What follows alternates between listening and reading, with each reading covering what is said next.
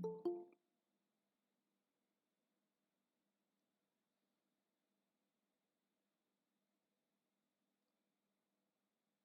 good morning everyone.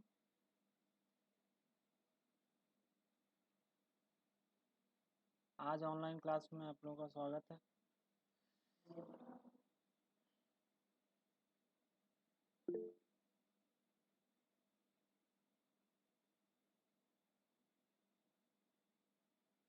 तो आज हम लोग पढ़ने वाले हैं ES6 के बारे में, इकमा स्क्रिप्ट 6। पहले आप लोग बता दीजिए कि आवाज़ आ रही है कि नहीं, ऑडिबल है कि नहीं हम। और मैं स्क्रीन शेयर कर देता हूँ।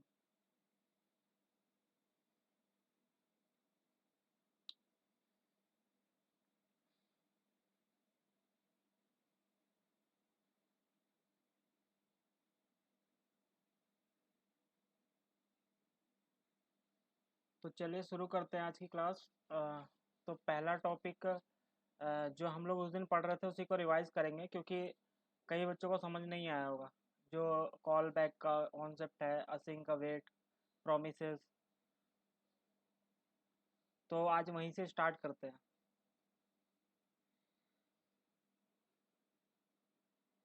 चलिए शुरू करते हैं। तो कॉल बैक्स क्या होते हैं, पहले हम लोग इस बात को समझेंगे। तो उससे पहले हम लोगों को एक सिनेरियो समझना पड़ेगा कि मान लीजिए कोई एक सिचुएशन है, वो हमें समझनी पड़ेगी कि क्या क्या सिचुएशन ऐसी हो जाती है जहाँ पे हम लोग कॉल बैक्स का यूज़ करते हैं, या प्रोमिसेस का या असिंक का वेट का यूज़ हमें करना क्यों पड़ता है। मतलब ऐसी ज़रूरत क्या है कि हमें इन चीज़ों का यूज़ करना पड़ता है। तो उसके लिए पहले आपको एक सिनेरियो समझना पड़ेगा। तो यहाँ पर देखिए, यहाँ पर लिखा हुआ है देयर इज़ अ सिनेरियो। तो यहाँ पर एक सिनेरियो है कि मान लीजिए ये 5 फंक्शंस है आपके पास।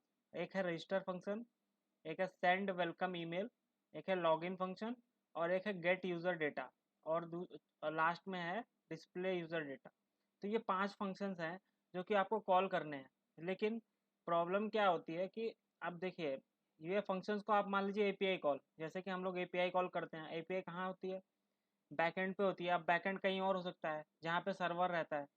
सर्वर मान लीजिए आपका अमेरिका में है या कहीं और है, तो वहाँ से आने में प्रॉब्लम होती है। डेटा डेटा को आने में थोड़ा डिले हो जाता है।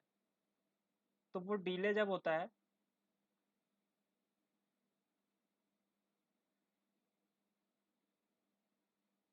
तो अब देखिए कि जैसे यहाँ पर मैं आपको सिनेरियो बता रहा हूँ कि यहाँ पर 5 फंक्शंस हैं।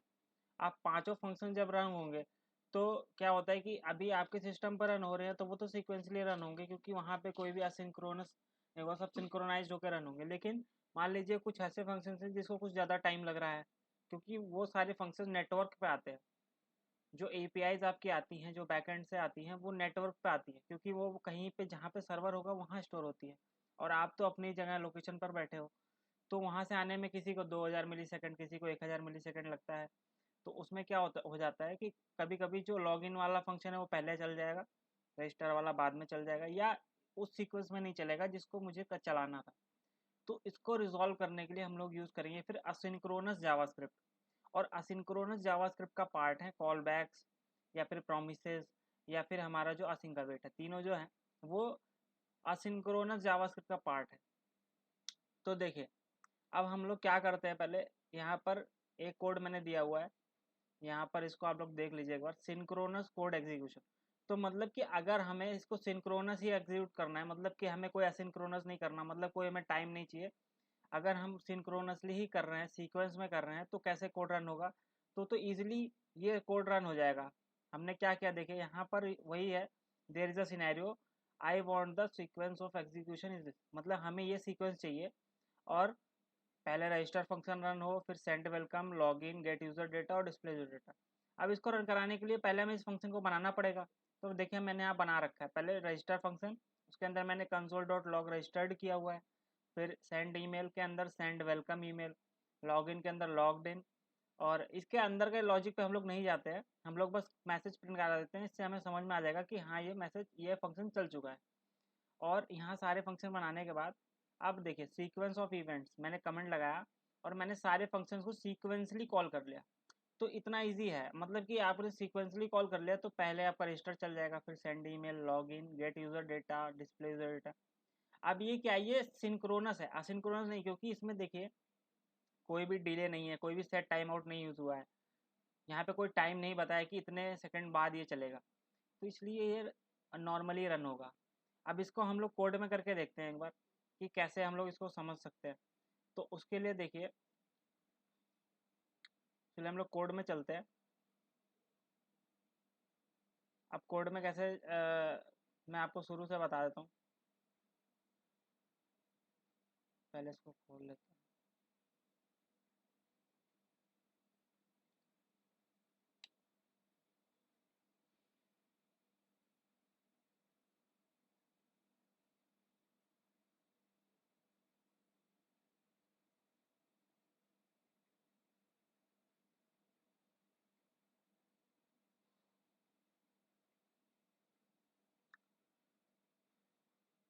तो मैं क्या करता हूँ, एक फोल्डर बना लेता हूँ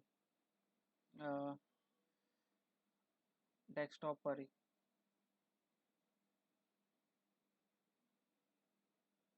यहाँ पर वेब डेवलपमेंट ट्रेनिंग था, के अंदर हम लोग चलेंगे, प्रैक्टिस के अंदर।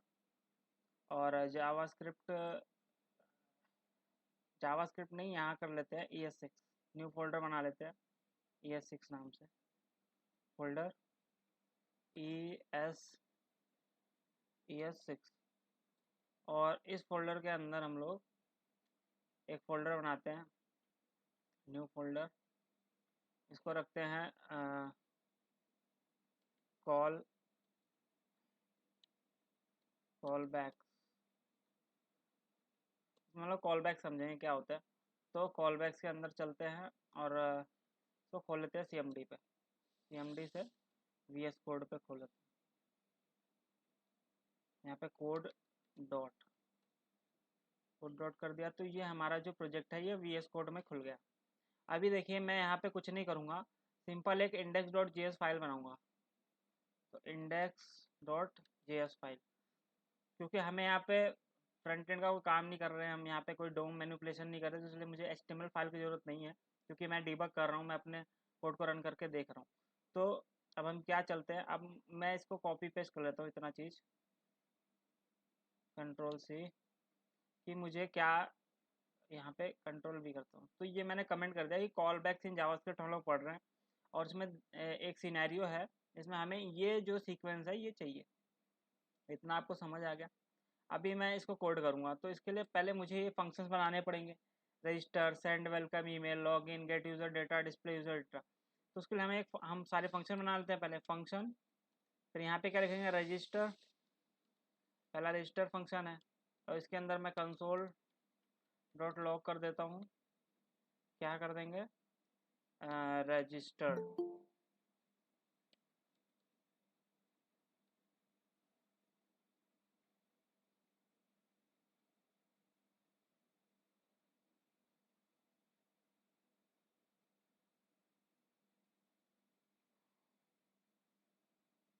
तो मैंने रजिस्टर फंक्शन बना दिया। वैसे ही मैं क्या करूँगा, फंक्शन और सेंड ईमेल करके एक फंक्शन बना दूंगा, सेंड ईमेल, और इसमें मैं कंसोल डॉट लॉग, और इसमें मैसेज देता हूँ सेंड वेलकम ईमेल। और वैसे ही मैं एक और फंक्शन बना दूंगा, फंक्शन। देखिए यहाँ पे जो जो फंक्शन है वही मैं बना रहा हूँ। लॉगिन, अगला है लॉगिन। तो इससे एग्जीक्यूशन पे कोई फ़र्क नहीं पड़ेगा, जब मैं इसको कॉल करूँगा तब एग्जीक्यूशन पे फ़र्क पड़ेगा। कंसोल डॉट लॉग, और यहाँ पर कर लेते हैं लॉगिन फंक्शन, और फिर गेट यूज़र डेटा, और यहाँ पर console dot log gate user data. फिर लास्ट है function set user data, set user data, और यहाँ पर कंसोल डॉट लॉग, यहाँ पर है सेट यूज़र डेटा। तो मेरे सारे फंक्शंस बन गए। इसको मैं प्रिटियर के थ्रू फॉर्मेट भी कर लूँगा, format document format document with prettier.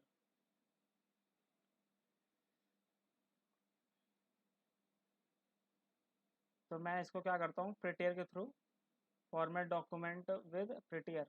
तो मेरा ये कोड फॉर्मेट हो गया है और मैं इसको सेव कर देता हूँ। तो मैंने सारे फंक्शन बना दिए। अब मुझे यहाँ पे सीक्वेंस चाहिए, तो मैं यहाँ कमेंट लिखता हूँ, सीक्वेंस ऑफ ऑपरेशंस।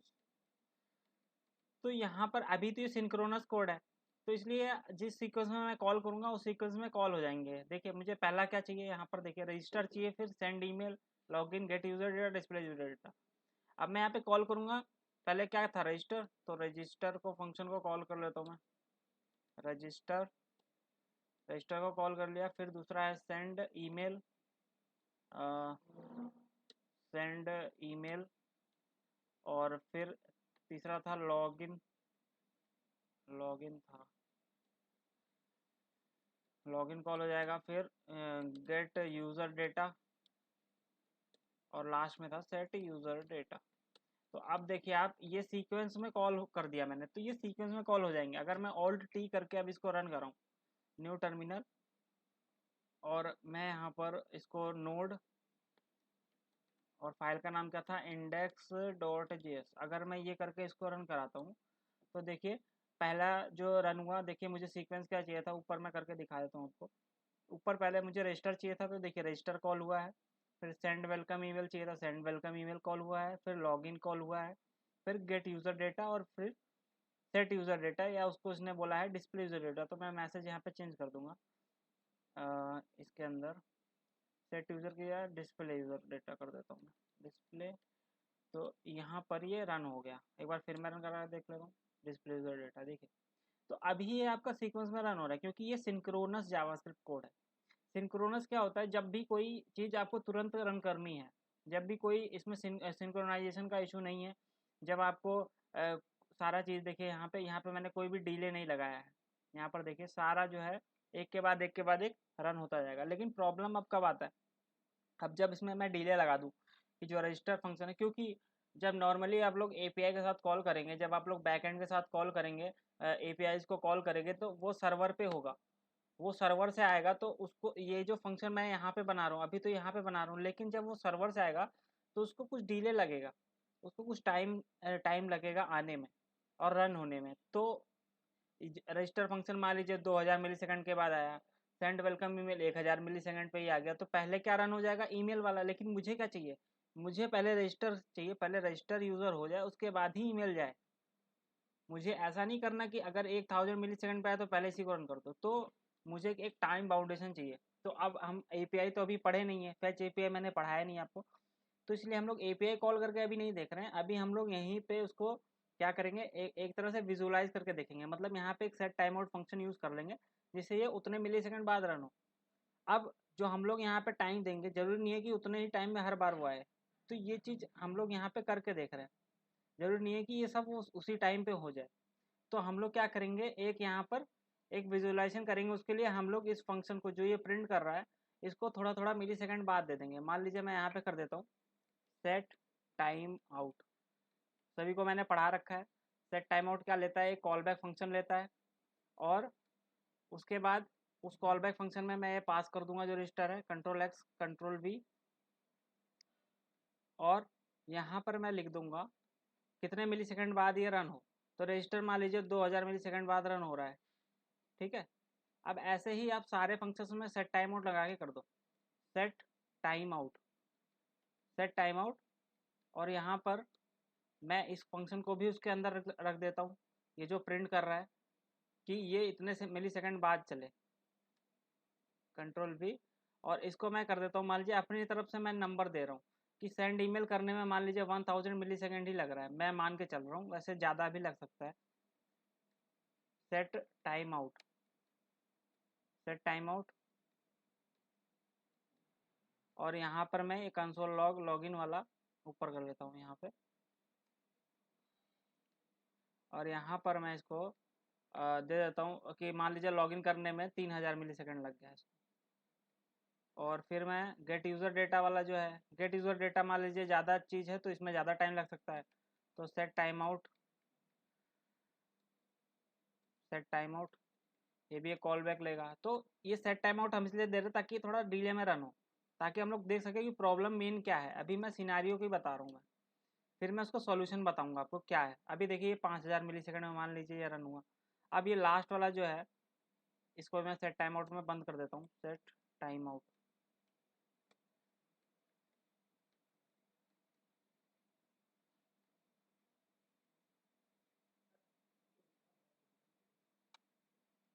ये मान लीजिए 4000 मिली सेकंड के बाद ये रन हो रहा है। तो अभी ये सारे जो चीज़ें हैं ये मैंने लिख दी। अब मैं इसको रन करा के देखूंगा कि क्या प्रॉब्लम आ रहा है इसमें। अब देखिए, अब मैं इसको रन कराता हूँ, तो थोड़ा बड़ा कर देते हैं। अब देखिए पहले वेलकम ईमेल आ गया, फिर रजिस्टर आया, फिर लॉगिन आया, फिर डिस्प्ले यूजर डेटा और गेट। कितना उल्टा पुल्टा आया। देखिए आपको सीक्वेंस क्या चाहिए था यहाँ पर, ऊपर देख लीजिए यहाँ पर मैंने I want the sequence of execution is this, मतलब पहले मुझे रजिस्टर कराना था लेकिन इसने दूसरे नंबर पे प्रिंट कर दिया रजिस्टर। तो ये टाइम के हिसाब से प्रिंट कर रहा है, जितना डिले हो रहा है उतना ये प्रिंट कर रहा है। ये सिनेरियो है, ये मतलब कि ये प्रॉब्लम आ रही है। ये असिंक्रोनस कोड जब आप लिखोगे, जैसे ये सेट टाइमआउट असिंक्रोनस कोड है, तो जब आप ये लिख रहे हो तो ये सीक्वेंस में नहीं आ रहा है, ये अलग सीक्वेंस में आ रहा है। तो अगर आपको इसको सॉल्व करना है तो अब आप इसको सॉल्व कर सकते हो तीन तरीके से। पहला तरीका है कॉल बैक्स, दूसरा है प्रॉमिस, तीसरा है असिंक अवेट। तो इन तीनों मेथड्स को हम लोग देखेंगे कि कैसे हम लोग इस प्रॉब्लम को सॉल्व कर सकते हैं, ताकि जो ये सीक्वेंस है ये मेंटेन रहे। मतलब कि पहले रजिस्टर आए, फिर ईमेल आए, फिर लॉगिन जाए, फिर डिस्प्ले गेट यूजर डेटा हो, तब डिस्प्ले यूजर डेटा हो। क्योंकि आप लोग एक सीक्वेंस में ही तो रन कराओगे। आप मान लीजिए आपका कंट्रोल ही नहीं है सीक्वेंस पे, तो आप लोग को बहुत प्रॉब्लम आ जाएगी। इतना बताइए क्लियर है पहले? इतना चीज़ क्लियर है तो आगे बढ़ें। फिर मैं कॉल बैक बताऊँ आपको कि कॉल बैक को हम लोग क्यों, क्या कैसे सॉल्व करेंगे इस प्रॉब्लम को। तो इतना आप लोग बताइए कि क्लियर है कि नहीं।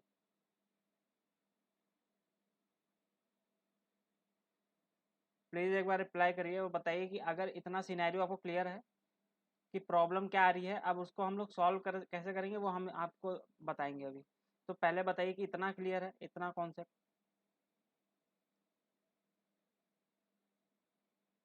चलिए तो फिर हम लोग फिर अब देखते हैं कि हम लोग कॉल बैक्स के थ्रू इसको सॉल्व कैसे कर सकते हैं। तो कॉल बैक क्या होता है, हम लोग आगे देख लेते हैं कॉल बैक के बारे में। तो हम लोग आगे बढ़ते हैं। हम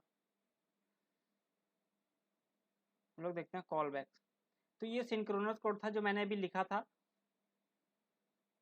जो कि प्रॉब्लम क्रिएट कर रहा है, ये सही नहीं चल रहा। तो अब हम लोग asynchronous call with problem in sequence. तो अब हम लोग असिंक्रोनस कॉल को देखते हैं। ये मैंने अभी बताया आपको कि सेट टाइम आउट यूज़ करेंगे, तो असिंक्रोनस में प्रॉब्लम आ रही है, वही चीज़ बताया हुआ है इसमें। अब उसके बाद हम लोग इसको सॉल्व कैसे करेंगे, तो यहाँ पर देखिए लिखा हुआ है, solve the problem using callbacks in asynchronous JavaScript. तो अब कॉल बैक्स के थ्रू हम लोग सॉल्व कैसे कर सकते हैं इस प्रॉब्लम को असिंक्रोनस जावास्क्रिप्ट का यूज़ करके, तो वो देखते हैं। तो उसके लिए आइए देखते हैं इसमें इसमें क्या लिखा हुआ है। ये वही चीज़ है जो कि सीक्वेंस हमें प्रिंट करना है। अब इसमें कोड में चेंज क्या किया है देखिए, यहाँ पर जो रजिस्टर फंक्शन था, पहला फंक्शन जो रजिस्टर था, उसमें मैंने कॉल बैक पास किया है एक फंक्शन। अब ये फंक्शन हम लोग कहाँ पे पास करेंगे, जब कॉल करेंगे वहाँ पास करेंगे, लेकिन अभी मैं इसमें बता रहा हूँ कि ये कॉल बैक जाएगा। और उस कॉल बैक को मैंने कहाँ पे कॉल किया है, जब मेरा रजिस्टर्ड प्रिंट हो जाए, या जब मेरा रजिस्टर जो मैसेज है वो प्रिंट हो जाए उसके बाद कॉल हो। क्यों? क्योंकि मुझे क्या चाहिए कि जब रजिस्टर वाला प्रिंट हो जाए तब दूसरा मेथड चले, सेंड ईमेल वाला। तो मैं क्या करूँगा, ये जो कॉल बैक फंक्शन है, ये जो यहाँ से पास कर रहे हैं, इसके अंदर मैं क्या पास कर दूंगा, सेंड ईमेल। तो जब ये कॉल बैक रन होगा तभी तो ये सेंड ईमेल को रन करेगा। तो अब क्या होगा कि जब ये रजिस्टर प्रिंट हो जाएगा उसके बाद कॉल बैक कॉल होगा, और कॉल बैक के अंदर मैंने लिखा है सेंड ईमेल, तो फिर सेंड ईमेल चल जाएगा। फिर वैसे ही सेंड ईमेल के अंदर भी मैंने क्या, ये कॉल बैक पास कर दिया है।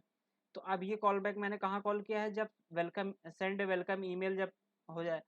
तो अब जब सेंड वेलकम ईमेल जब चल जाएगा उसके बाद ये कॉल बैक आएगा। अब कॉल बैक में मैंने लॉगिन पास कर दूंगा रन टाइम पे। तो क्या होगा, फिर इसके बाद लॉगिन वाला चलेगा। अब लॉगिन में भी ये कॉल बैक मैंने पास कर दिया। तो जब मैं लॉग्ड इन को प्रिंट कर दूँ उसके बाद कॉल बैक को फिर कॉल कर लूँगा, तो लॉगिन के अंदर जो कॉल बैक है इसमें जो पास कर रहा हूँ वो चल जाएगा। तो उसके अंदर मैं गेट यूज़र डेटा को पास कर दूंगा। तो एक तरह से इनहेरिटेंस हो जा रहा है, मतलब कि एक तरह से नेस्टिंग हो जा रही है, एक के अंदर एक कॉल बैक पास कर रहे हैं। लेकिन ये देखिए आपको पूरा एक प्योर एग्जाम्पल है कॉल बैक हेल का।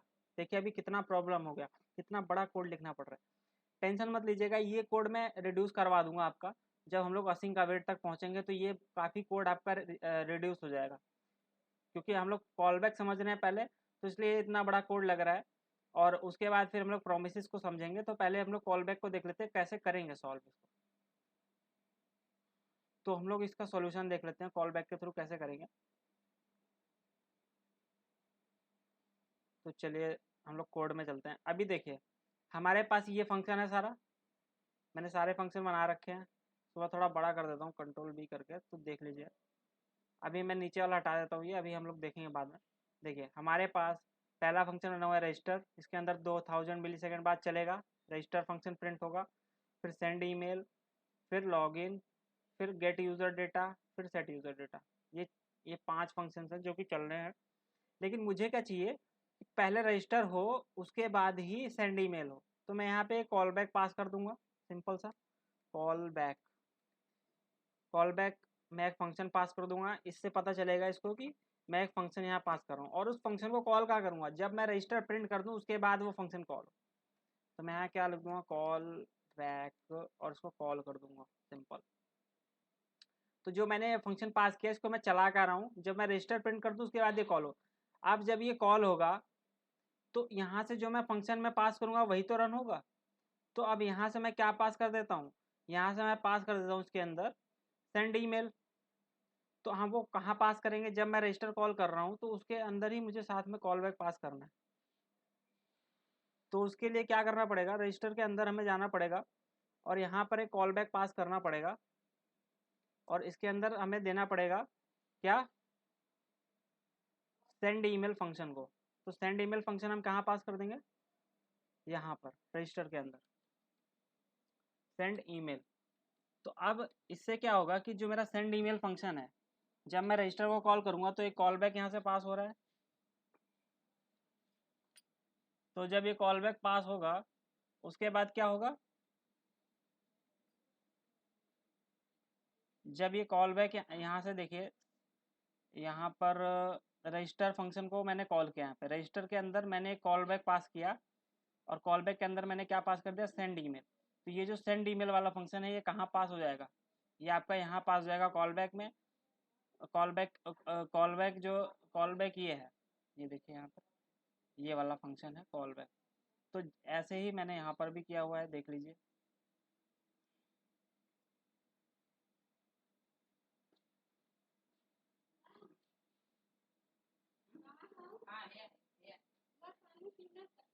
रजिस्टर के अंदर मैंने एक सेंड ईमेल पास किया हुआ है और उस सेंड ईमेल को जब मैंने यहाँ पास किया तो ये रजिस्टर के अंदर चला जाएगा और रन हो जाएगा। तो अब इससे क्या होगा कि जो अब देखिए रजिस्टर के बाद ही आपका सेंड ईमेल चल पाएगा। मैं इसको रन करा के देखता हूँ। ऑल्ट टी करते हैं, न्यू टर्मिनल, और इसके अंदर मैं इसको रन कराऊंगा नोड इंडेक्स डॉट जेएस। तो अब देखिए अब मेरा पहले रजिस्टर कॉल होगा उसके बाद ही कॉल होगा। देखिए रजिस्टर में मैंने कॉल बैक को कॉल किया है और इसके अंदर मैंने क्या कॉल बैक को कॉल किया है और उसके अंदर मैंने कॉल बैक के अंदर क्या लिखा हुआ है, सेंड ईमेल। अब मैं सेंड ईमेल के अंदर, अब देखिए ये सेंड ईमेल हो गया। अब सेंड ईमेल के अंदर भी हमें कॉल बैक पास करना पड़ेगा ताकि उसके बाद जो है सेंड ईमेल के बाद ही आपका लॉगिन चले। तो उसके लिए हम यहाँ पे क्या करेंगे, कॉल बैक यहाँ पे भी एक पास करेंगे कॉल बैक, और इसको यहाँ पे रन कराएंगे।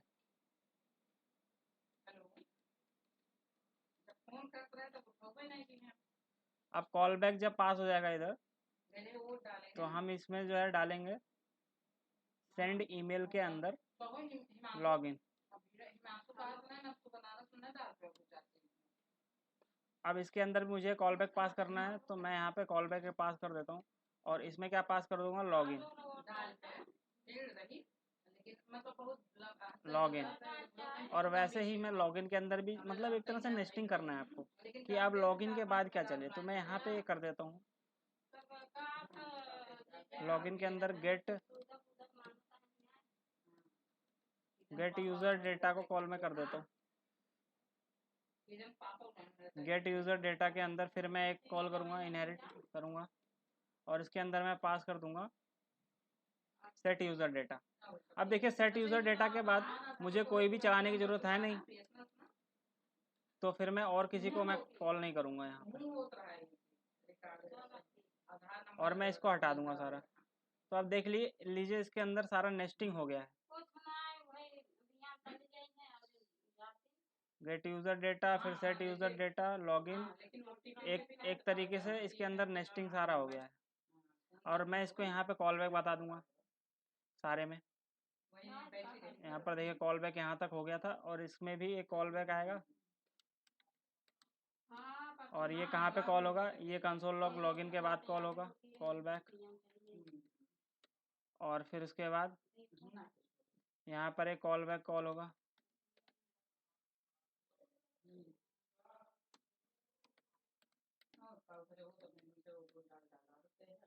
अब सेट यूजर डेटा में मैं तो पास नहीं कर रहा कुछ भी, कॉल बैक तो यहाँ लगाने की जरूरत नहीं है। अब मैं सेव करता हूँ इसको, और मैं एक बार रन करके देखता हूँ। अब देखिए रजिस्टर पहले कॉल हुआ, फिर सेंड वेलकम ईमेल, फिर लॉगिन कॉल हुआ, फिर आपका जो है गेट यूजर डेटा, फिर सेट यूजर डेटा कॉल होगा, वो डिस्प्ले यूजर डेटा। तो अब देख लीजिए यही सीक्वेंस हमें चाहिए था ना यहाँ पे। यहाँ पर देखिए पहले रजिस्टर चाहिए था, फिर सेंड वेलकम ईमेल, फिर लॉगिन, फिर गेट यूजर डेटा, फिर डिस्प्ले यूजर डेटा। तो सारा सीक्वेंस हमें मिल रहा है। और ये मैंने कैसे किया, कॉल बैक्स की मदद से सारा कॉल बैक पास किया एक दूसरे में।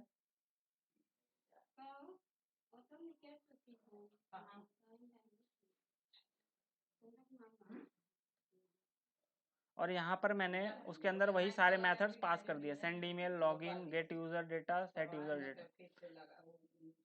अभी इतना बताइए समझ आया? ये क्लियर है कि नहीं?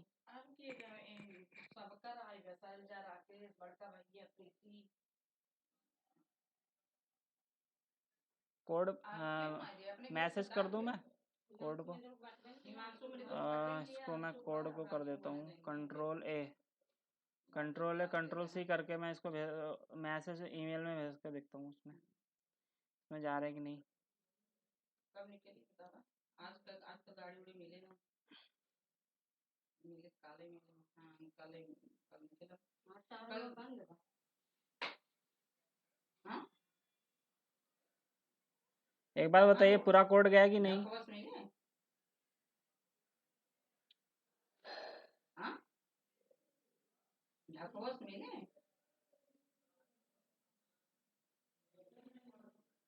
एकदम सवेरे कहाँ पैसेंजर पकड़ता है, पूरा कोड मिल गया आपको? लॉगिन तक ही है। व्हाट्सएप पे सेंड कर दूं क्या इसको? पैसेंजर 8 बजे समय पर कि बसेस निकल गई, दूसरी मीटिंग आराम से।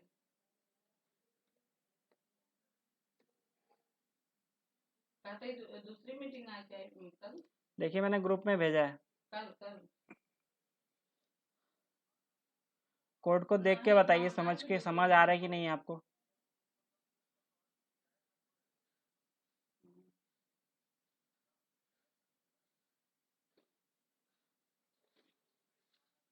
अब एकदम सवेरे में यहाँ पर हो जाता है।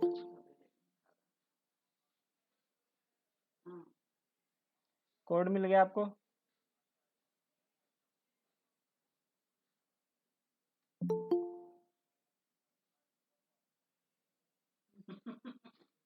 चलो ठीक, उसको रन करके देखिए और उसको समझ के बताइए उसमें क्या समझ नहीं आ रहा आपको, ये भी पूछ सकते हैं आप, पूछ लीजिए अभी कॉल बैक्स वाला।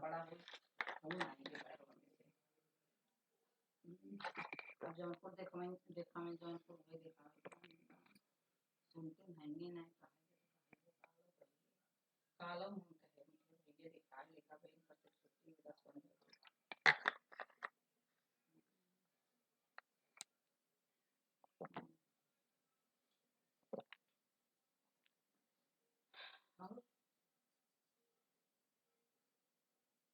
जब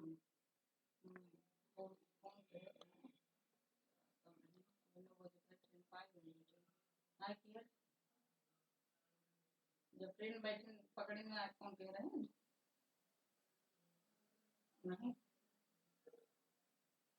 9:37 हो तक ट्रेन पकड़ ली हमने।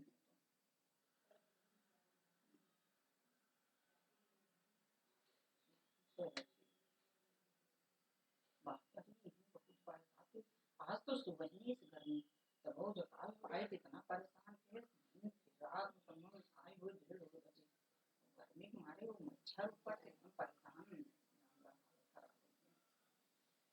ऐसे नींद आए, दवाइयों खाए, वो वाली लेकर आए थे, नशा वाली दवाई खा ली, तो जिसके लागत पूजा करेंगे रन कर रहा है आपका कोड?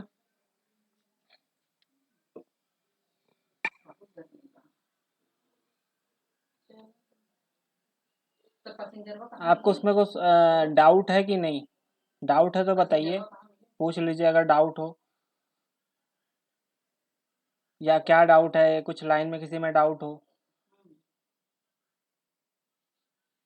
आगे बढ़े तब।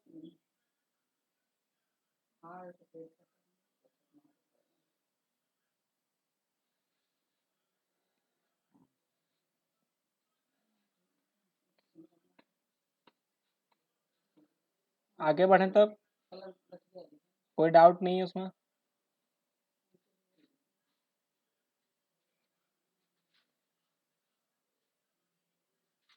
थोड़ा देर बाद आपका प्रिंट होगा, रजिस्टर के बाद आप जो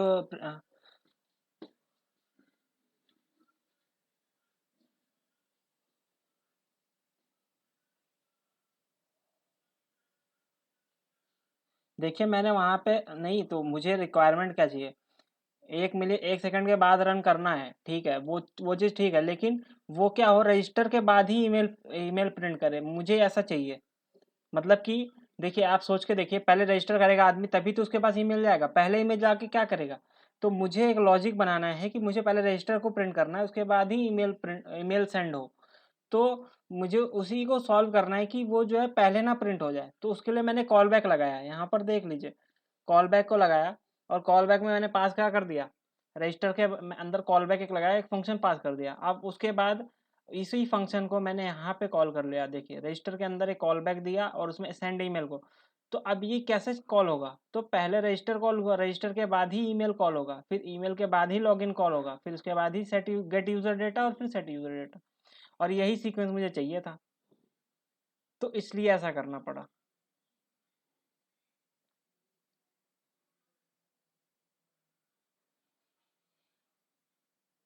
नहीं, ऐसा नहीं हो सकता, रजिस्टर के बाद आपका सारे प्रिंट होंगे। देखिए मैं आप फिर से रन करके दिखा देता हूँ आपका CLS, यहाँ पर देखिए, पहले रजिस्टर प्रिंट होगा, उसके बाद फिर वेलकम ईमेल प्रिंट होगा, उसके बाद लॉगिन प्रिंट हो रहा है, और फिर आपका थोड़ी देर बाद गेट यूज़र डेटा, फिर सेट यूज़र डेटा, देखिए डिस्प्ले यूज़र डेटा, फिर तो सारा प्रिंट होगा, ऐसा कुछ नहीं है।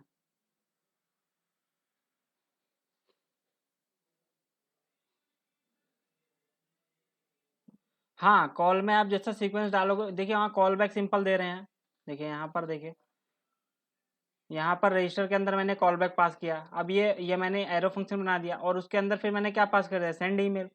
तो रजिस्टर के अंदर मैंने सेंड ईमेल पास किया, और उसको मैंने प्रिंट करने के बाद कॉल किया था, वहाँ पे देख लीजिए कोड में, कॉल बैक को कहाँ कॉल कर रहे हैं, पहले रजिस्टर प्रिंट करो, उसके बाद तो फिर वो पहले रजिस्टर प्रिंट कर देगा तभी तो कॉल होगा, तब दूसरा मेथड कॉल हो रहा है। तो दूसरा मेथड यहाँ पे कॉल क्या हो रहा है, सेंड ईमेल। अब फिर सेंड ईमेल में भी एक कॉल बैक दे रहे हैं, तो जब सेंड ईमेल प्रिंट हो जाएगा तो लॉगिन कॉल हो जाएगा, फिर वैसे ही गेट यूजर डेटा, तब सेट यूजर डेटा, तो सारा एक दूसरे के बाद ही कॉल हो रहा है ना।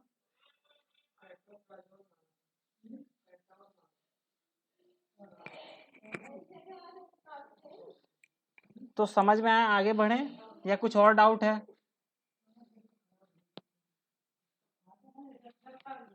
और इसी को हम लोग बोलते हैं कॉल बैक हेल,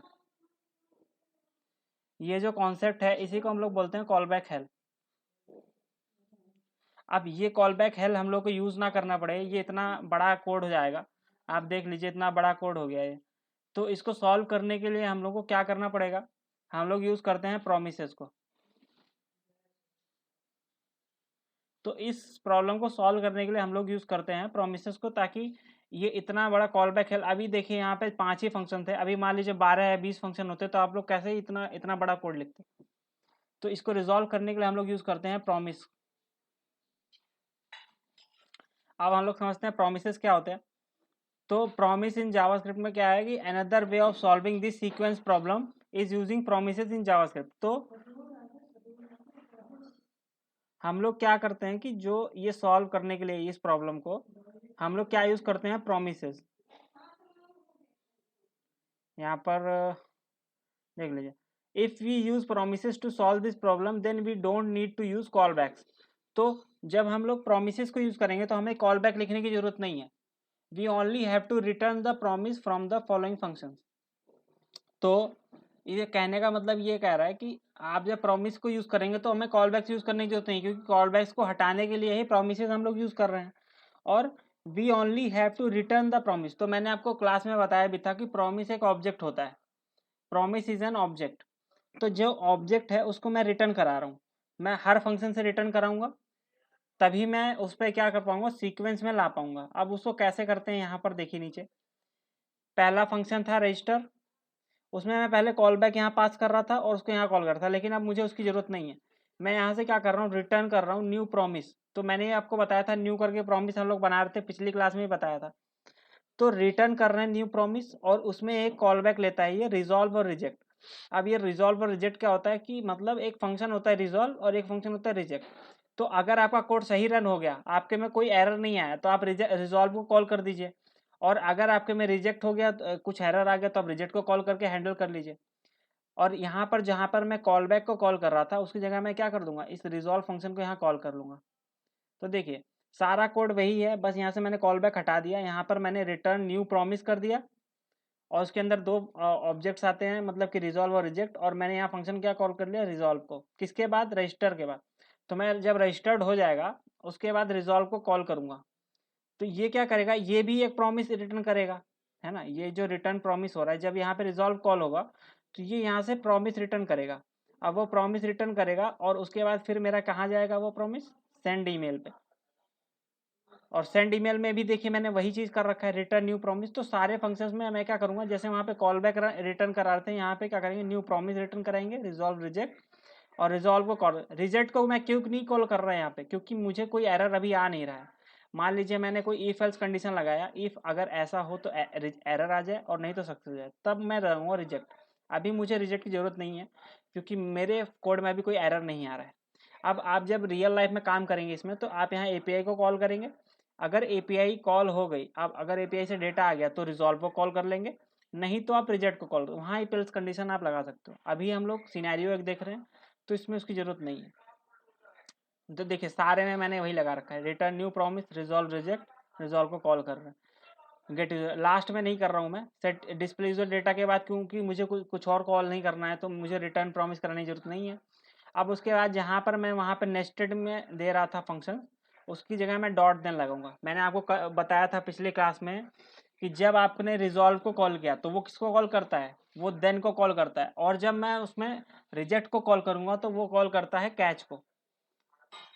तो मैंने यहाँ पर रिजेक्ट तो लगाया नहीं है, तो देन को कॉल किया मैंने। पहले क्या किया, रजिस्टर को कॉल किया, क्योंकि पहले मेरा मेथड कौन सा रन होगा, रजिस्टर।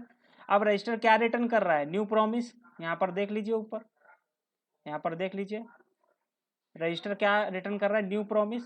तो जो प्रॉमिस रिटर्न कर रहा है उसको हैंडल करने के लिए हम लोग को यहाँ क्या लगाना पड़ता है, देन। तो मैंने यहाँ क्या कर दिया, पहले रजिस्टर कॉल किया, रजिस्टर ने क्या न्यू प्रॉमिस रिटर्न किया, देन। अब उस देन के अंदर मैंने क्या पास कर दिया, सेंड ईमेल।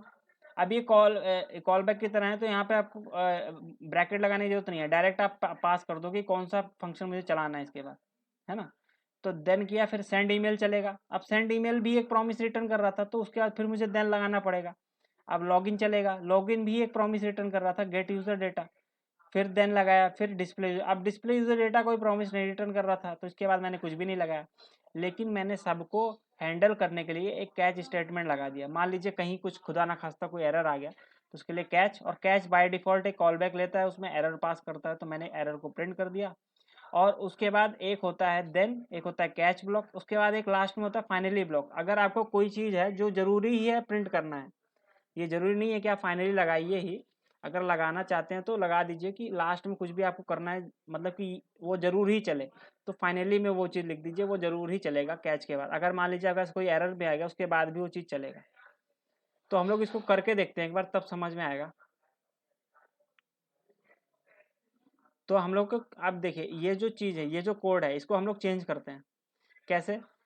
यहाँ पर मुझे कॉल बैक की ज़रूरत नहीं है, कॉल बैक को हटा देता हूँ और क्या करता हूँ, यहाँ पर रिटर्न करना होगा मुझे, रिटर्न न्यू प्रॉमिस। प्रॉमिस का पी बड़ा रहेगा, ध्यान रखिएगा।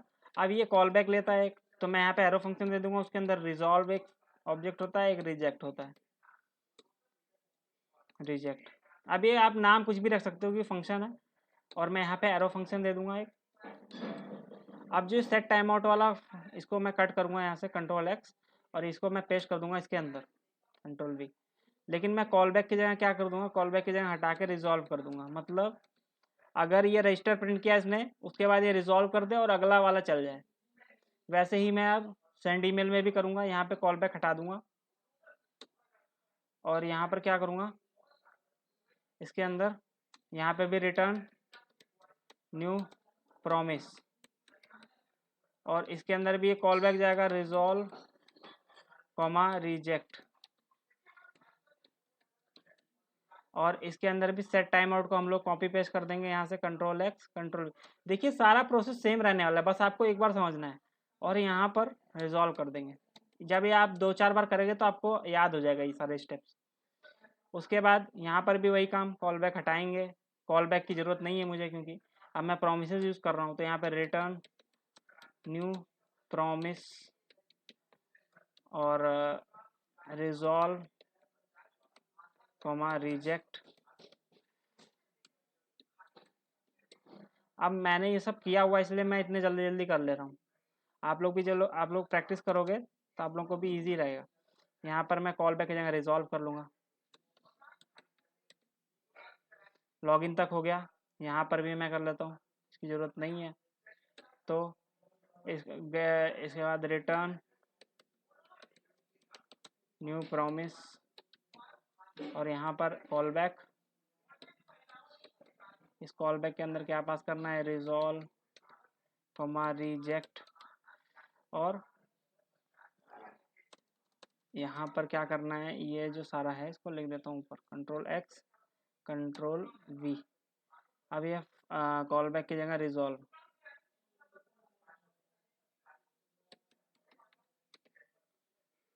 अब देखिए सेट यूजर डेटा तो लास्ट में चलेगा, इसके लिए मुझे लगाने की जरूरत है नहीं क्योंकि ये कॉल कर लेगा। अब मुझे यहाँ पर ये सीक्वेंस ऑफ ऑपरेशन को चेंज करना पड़ेगा।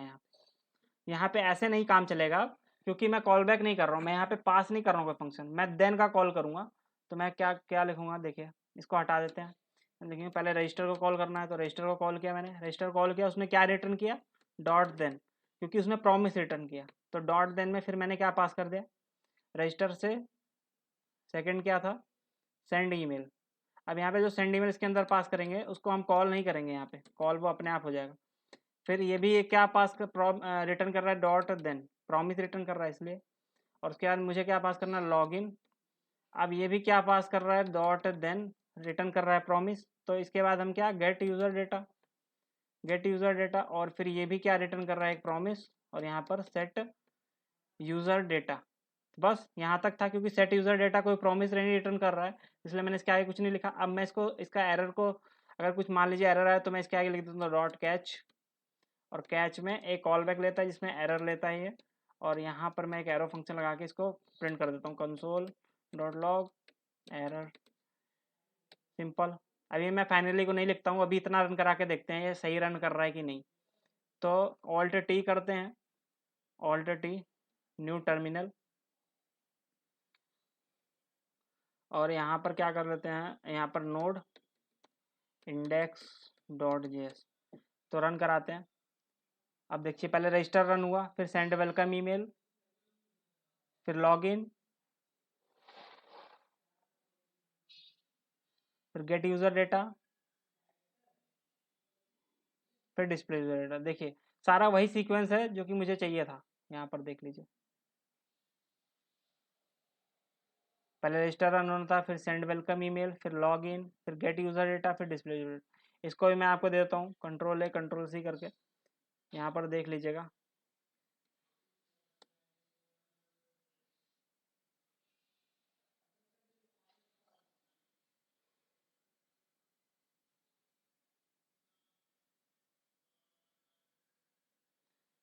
कोड मिला आपको, आप लोगों को कोड मिला इसका,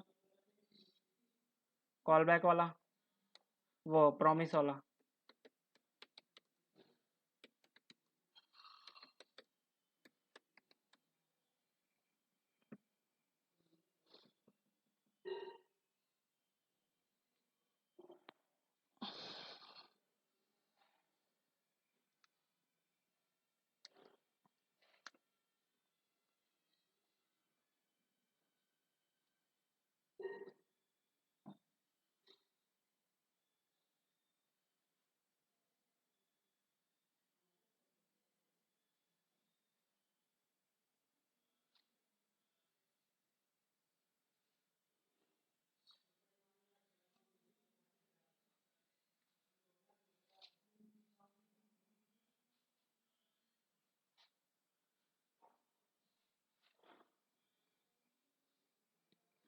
रन कराया आप लोगों ने कोड, कुछ इशू आ रहा है कि नहीं?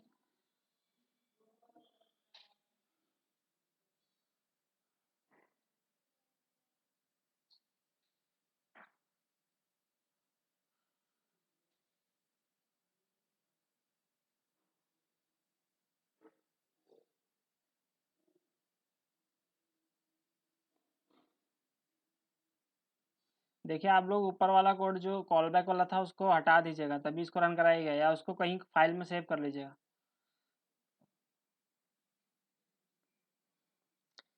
इसमें कोई डाउट है?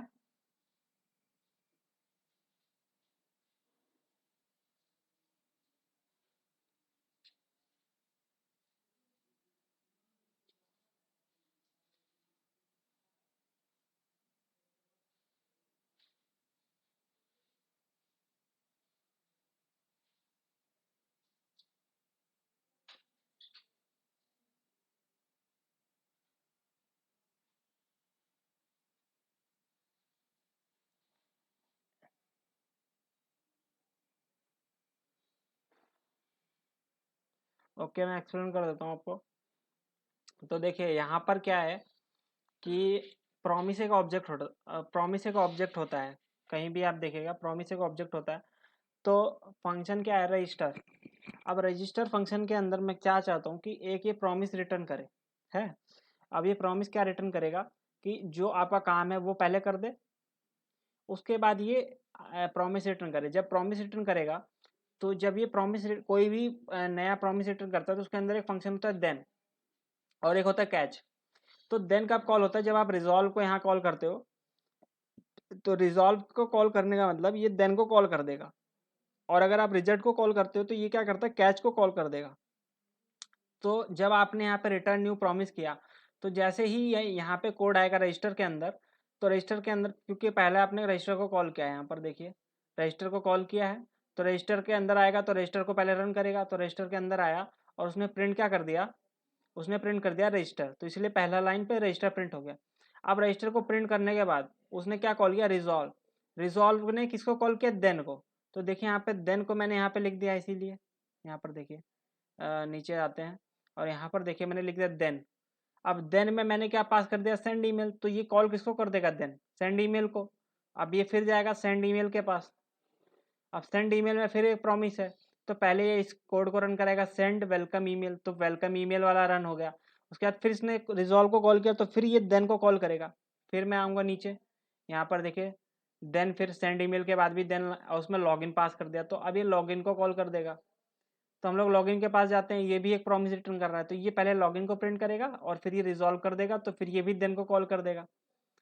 तो फिर हम जाएंगे देन के पास, लॉगिन के देन के पास, तो ये गेट यूज़र डेटा को पास कर रहा है। तो हम जाएंगे कहाँ पे, गेट यूज़र डेटा के पास, और वहाँ पे भी गेट यूज़र डेटा प्रिंट कराएंगे, फिर रिजॉल्व करेगा, तो फिर ये देन को कॉल करेगा।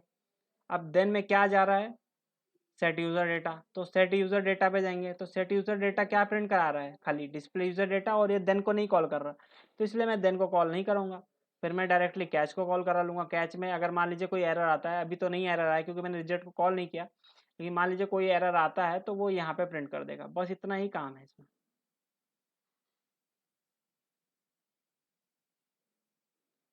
समझ आया?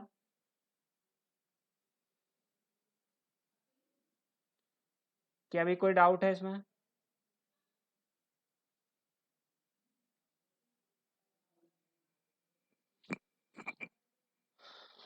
प्लीज़ रिप्लाई करिए।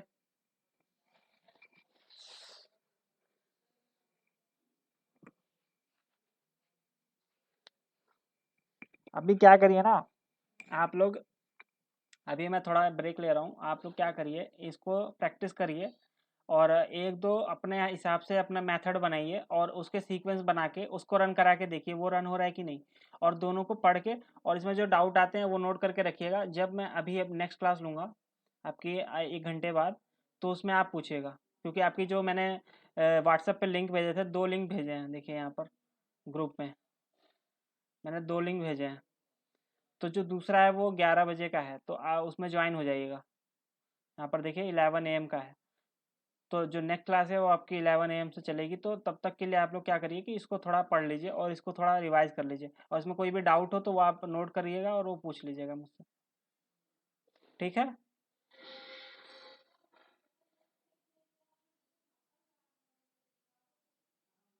ठीक है।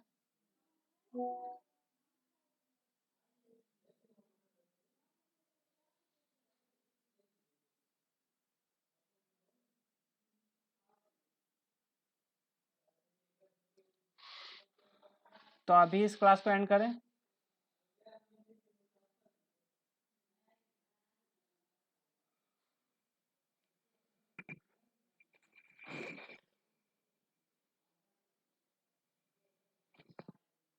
रिप्लाई करिए।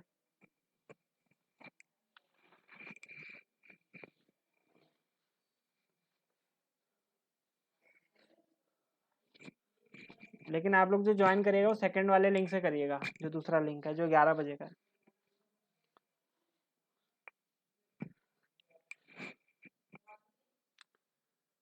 ठीक है, तो अभी इस सेशन को एंड करते हैं यहीं पे, और मैं आपको वो फाइल भेज देता हूँ, उस फाइल को आप लोग देख लीजिए, जो डॉक्स फाइल है। ठीक है।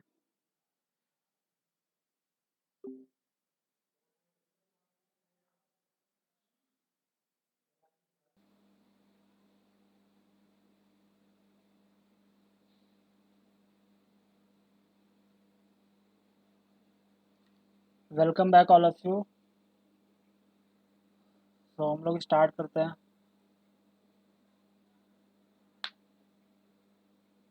स्क्रीन शेयर कर देता हूँ।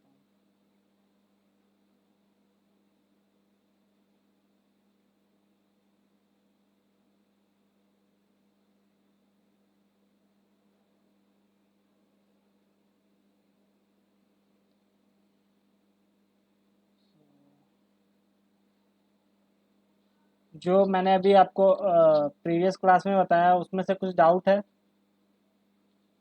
अगर कोई डाउट है तो आप पूछ सकते हैं, अभी पूछ लीजिए, नहीं तो हम लोग फिर असिंक अवेट पे मूव करते हैं।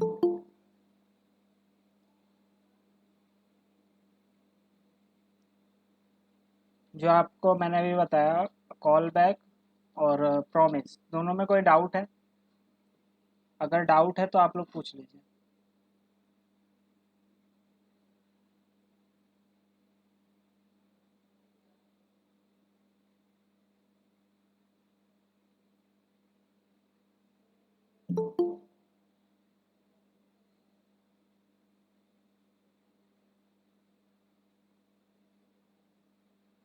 Any doubt?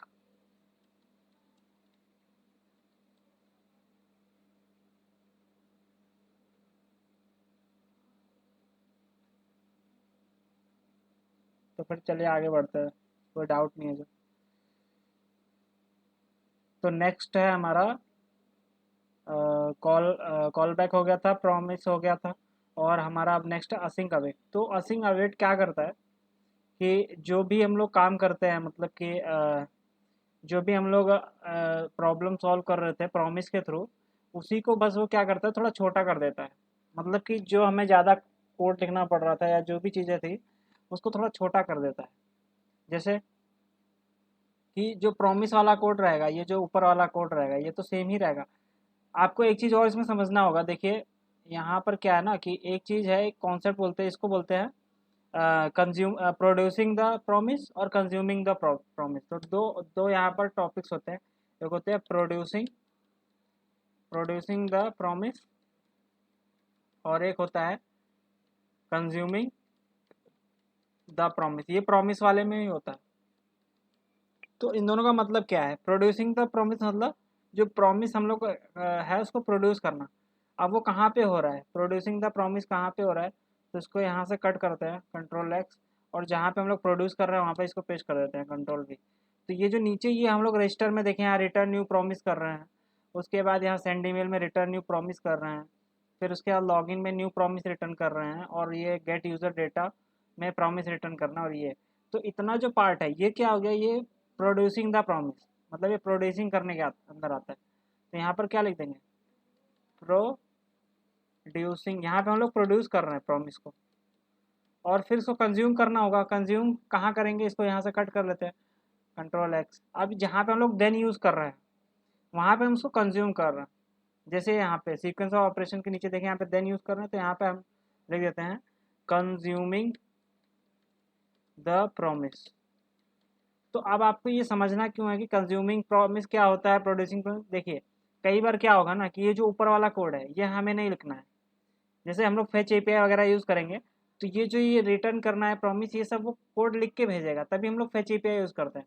वहाँ पे खाली हमको उसको एक्सेस करना है, तो उसके लिए हम लोग देन यूज़ करेंगे, तो हम लोग मतलब कंज्यूम करेंगे खाली प्रॉमिस को कई जगह। तो वहाँ पे क्या, फिर हमें कंज्यूम करना है, खाली प्रोड्यूस नहीं करना। तो हम लोगों को खाली इसका ये इतना लाइन कोड लिखना है।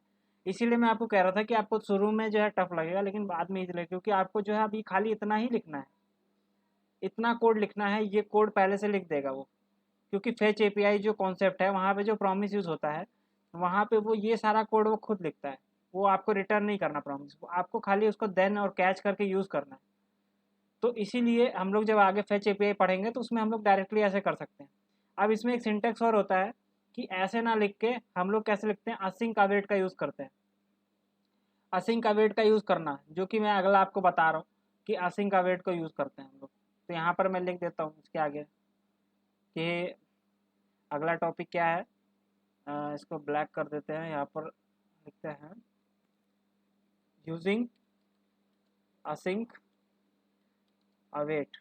तो असिंक अवेट इसका एक एक्सटेंडेड वर्जन है, इंस्टेड ऑफ प्रॉमिस। तो प्रॉमिस हम लोग नहीं यूज़ कर रहे हैं, उसका एक्सटेंडेड वर्जन यूज़ कर रहे हैं जो कि असिंक अवेट है, लेकिन इंटरनली वो प्रॉमिस को ही लेता है। समझ रहे हैं आप लोग? तो इंटरनली जो काम कर रहा है वो प्रॉमिस ही कर रहा है, हम लोग बस असिंक अवेट यूज़ कर ले रहे हैं। तो अब देखिए जो कंज्यूमिंग वाला कोड है वो बिल्कुल सेम रहेगा इसमें। जब हम लोग असिंक अवेट यूज़ करेंगे तो जो कंज्यूमिंग द प्रॉमिस वाला कोड है बिल्कुल सेम रहेगा। जो यहाँ पे रिटर्न करा रहे हैं हम, ये सब सब सेम रहेगा, इसमें कुछ भी नहीं आपको करना। ये सारा प्रोड्यूसिंग वाला कोड सेम रहेगा, क्योंकि यहाँ पे भी है वो इंटरनली तो प्रॉमिस लेगा, तो हम लोग यहाँ प्रॉमिस रिटर्न करना पड़ेगा जब हम लोगों को ये अभी कर रहे हैं इस एग्जाम्पल के लिए। अब हमें कहाँ पे चेंज करना है, खाली जो कंज्यूम कर रहे हैं यहाँ पे कंज्यूम कर रहे हैं, यहाँ देन नहीं लिखना है। यहाँ पे क्या करना है कि हमें एक फंक्शन आना है, क्योंकि जो आपका जो ये प्रॉमिस होता है ना, जो असिंक का वेट होता है, वो एक फंक्शन को लेता है, फंक्शन के अंदर काम करता है। तो यहाँ पर मैं लिख भी देता हूँ, async async async plus await works in a function. तो इसके लिए एक फंक्शन चाहिए होता है, ये फंक्शन के अंदर ही काम करता है। और इसके अंदर क्या होता है कि अ, इसमें क्या करते हैं, जो फंक्शन को हम लोग असिंक अवेट जिसमें यूज़ करना है जिस फंक्शन पे, उसको पहले हम लोग असिंक बनाना पड़ता है। तो the function which I want to use as a async await function, we have to declare it with the keyword async। तो इसको async बनाना पड़ता है, तभी इसके अंदर हम await यूज कर सकते हैं। then we can use await inside this function। अभी मैं बताऊंगा तो आप लोग समझ जाएंगे। तो अब देखिए, अब इसको हम लोग करके देखते हैं एक बार कोड में। तो प्रोड्यूसिंग का कोड सेम रहेगा, ये जो प्रोड्यूस कर रहा है यहाँ पे ऊपर से, ये प्रोड्यूसिंग द प्रॉमिस वाला कोड सेम रहेगा।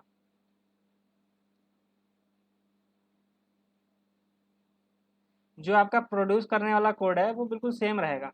उसका बस हम लोग क्या कंज्यूम जहाँ पे कर रहे हैं उसको चेंज करेंगे। ये जो ये वाला है देन वाला, ये वाला कोड हम चेंज कर देंगे। इसकी जगह क्या कर देंगे, अब इसको हमें फंक्शन के अंदर लिखना है, क्योंकि मैंने बताया था आपको कि हमें फंक्शन लिखना है। तो इसको हटा देंगे यहाँ से इतना कोड, और इसकी जगह एक फंक्शन बनाएंगे। अब फंक्शन को हमें पहले मैंने अभी आपको बताया यहाँ पे कि उसको हमें क्या बनाना पड़ेगा, असिंक से। We have to declare it with the keyword async. तो हमें उसको कीवर्ड क्या क्या यूज़ करना है, असिंक यूज़ करना है, तभी वो बन पाएगा। तो हम लोग क्या करते हैं, एक फंक्शन बनाते हैं असिंक से। तो असिंक पहले लिखना पड़ेगा, असिंक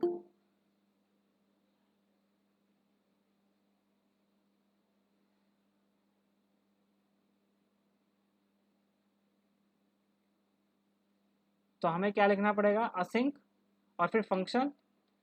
अब मान लीजिए मैं एक नया नाम रख देता हूँ इसका, ऑथेंटिकेट, और इसको मैं बंद कर देता हूँ। तो एक मैंने फंक्शन बना दिया, क्योंकि असिंक फंक्शन को क्या चाहिए, फंक्शन चाहिए एक। तो मैं जो असिंक फंक्शन हम लोग बनाते हैं असिंक कीवर्ड के थ्रू, उसको एक फंक्शन रिक्वायर्ड होता है। तो मैंने एक फंक्शन बना दिया ऑथेंटिकेट। अब इसके अंदर हम सारा फंक्शन को कॉल करेंगे सीक्वेंस में। जैसे हम लोग सिंक्रोनस कॉल कर रहे थे ना, सीक्वेंस वाला जो पहले पहले वाला एग्जांपल देखा था, उसमें क्या डायरेक्टली लिख दे रहे थे। तो वैसे ही अब लिखना है आपको। अब वो सब देन नहीं लगाना, ना कैच लगाना है, कुछ भी नहीं करना। ये इसीलिए हम लोग असिंक अवेट को ज़्यादा यूज़ करते हैं। तो देखिए कितना सिंपल है यहाँ पे। लेकिन हाँ, जो चीज़ आपको असिंक्रोनस है उसके लिए उसके आगे अवेट लिखना पड़ेगा। तो अवेट लिख दिया, और पहला फंक्शन क्या था जो हमें कॉल करना था, रजिस्टर। तो पहला फंक्शन ऐसे ही कॉल कर देते हैं, रजिस्टर। वैसे ही अवेट, और फिर अगला फंक्शन क्या था, अगला फंक्शन था सेंड ईमेल था। तो अगला फंक्शन सेंड ईमेल कर लेते हैं कॉल, और फिर अवेट, और फिर अगला फंक्शन था लॉगिन जो मैंने ऊपर बनाया हुआ है। अवेट करने से क्या होगा कि जब तक वो चीज़ रन नहीं होगी, तब तक वो अवेट करेगा उसके लिए। फिर यहाँ गेट यूज़र डेटा, और फिर अगला है अवेट सेट यूज़र डेटा। बस इतना करना था। अब आपका जो है, लेकिन हाँ अभी ये वर्क नहीं करेगा। क्यों, क्योंकि मैंने जो ये फंक्शन बनाया ऑथेंटिकेट, जिसके अंदर ये सब लिखा है, अभी मैंने ऑथेंटिकेट को कॉल नहीं किया, तो उसको मुझे कॉल करना पड़ेगा। तो उसके आगे उसको कॉल कर लेंगे, ऑथेंटिकेट। सेव करते हैं। अब मैं इसको CLS करके फिर एक बार रन करके देखते हैं इसका। पहले रजिस्टर चला, फिर सेंड वेलकम ईमेल चला, फिर लॉगिन चलना चाहिए, फिर गेट यूज़र डेटा चलेगा, और फिर सेट यूज़र डेटा और डिस्प्ले यूज़र डेटा। अब देखिए यही सीक्वेंस ऊपर भी हो रहा है। यहाँ पर देख लीजिए, रजिस्टर पहले चला, सेंड वेलकम ईमेल, फिर लॉगिन, फिर गेट यूज़र डेटा, फिर डिस्प्ले यूज़र डेटा। ये एग्जांपल मैं आपको भेज देता हूँ, आप लोग उसको रन करा के देख लीजिए।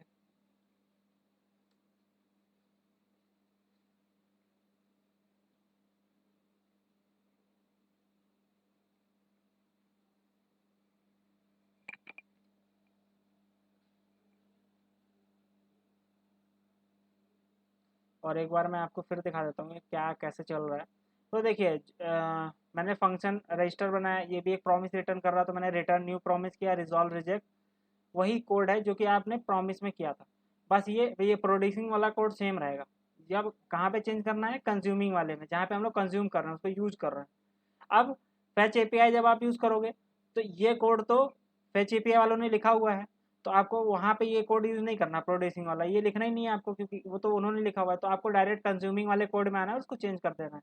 अगर आपने वहाँ देन का यूज़ किया तो यहाँ आप कर देंगे अवेट, असिंक लगा देंगे फंक्शन, सिंपल था। जब आप फेच एपीआई को असिंक फंक्शन असिंक अवेट से यूज़ करेंगे तो ऐसे यूज़ करेंगे।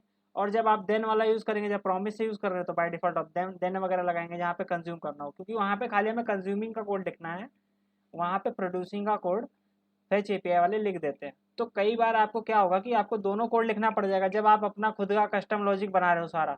लेकिन जब आप फेच एपीआई या कुछ बने बनाए एपीआई यूज़ कर रहे हो जो कि प्रॉमिस रिटर्न कर रहा है, तो आप उसको कैसे हैंडल कर सकते हो? पहला आप प्रॉमिस के थ्रू हैंडल कर सकते हो जिसमें देन और कैच लगा के, या दूसरा आप असिंक अवेट के थ्रू ऐसे करके भी यूज़ कर सकते हो। ये उससे छोटा है और ईजी सिंटेक्स है।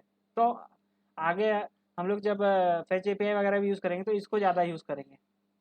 आप लोग एक बार इसको रन करिए और मुझे बताइए कि रन हो रहा है कि नहीं, या कुछ इशू आ रहा है या कुछ नहीं समझ आया तो वो बात पूछ लीजिए आप लोग।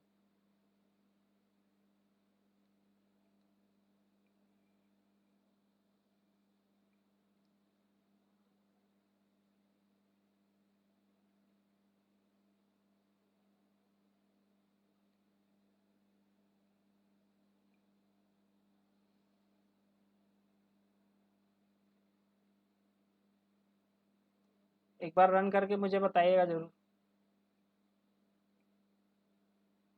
और कोई डाउट है आपको तो पूछ सकते हैं, पूछ लीजिए। क्योंकि अगर आपको ये समझ आ गया ना तो आपके लिए फिर रिएक्ट भी बहुत ईजी है। तो आपको कुछ करना नहीं है, यही सब बार बार रिपीट करना है। अब यही सब आपका होगा किसमें, यही सब आपका फेच एपीआई में यूज़ होगा। सभी लोग आंसर करिए प्लीज़ एक बार। अगर आपको समझ में आया तो यस सर बोलिए, नहीं तो डाउट पूछिए, और अगर आपका रन हो गया तो वो भी बताइए। सब लोग रिस्पॉन्स करेंगे।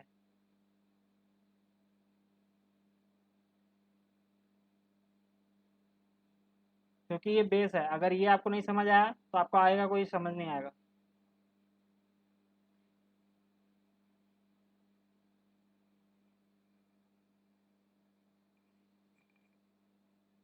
कर लीजिए, करके बताइए, कोई जल्दी नहीं है।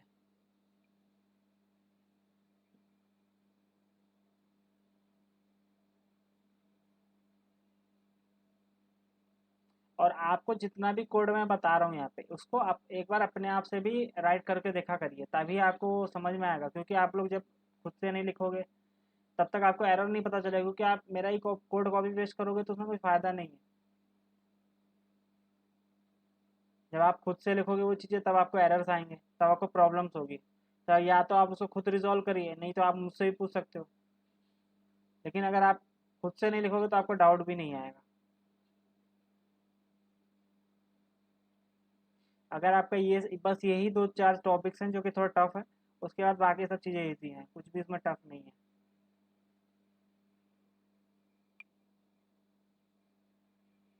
बस आपको समझना है कि कहाँ से डेटा कहाँ जा रहा है, क्या लॉजिक कहाँ लग रहा है, बस। और ये सब लिखते लिखते आपको याद भी हो जाएगा। मुझे सबसे रिस्पॉन्स चाहिए आज।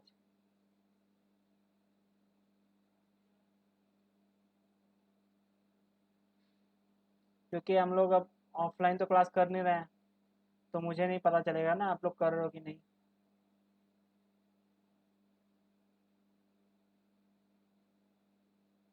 किसी को कोई डाउट हो कमेंट बॉक्स में पूछिए, या कहीं भी पूछ सकते हैं, पूछ लीजिए।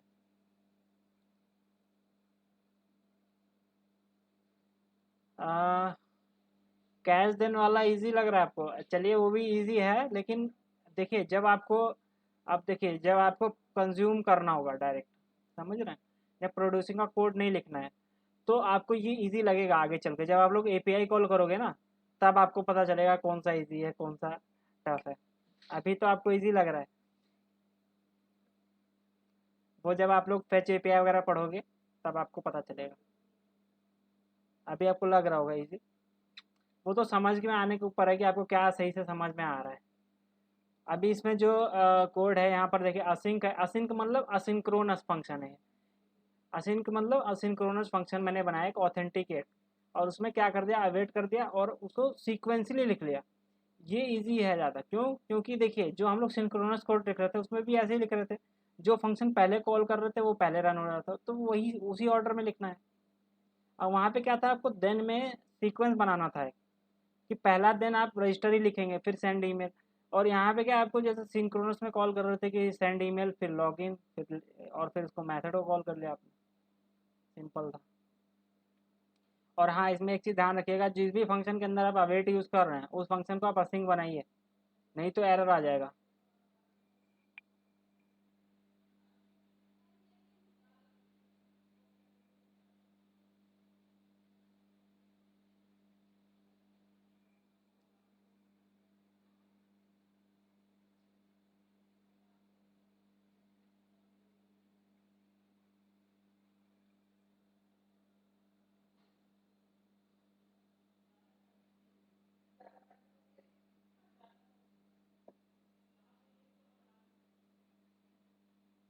सभी का हो गया कि अभी कोई कर रहा है? तो आगे बढ़े तो।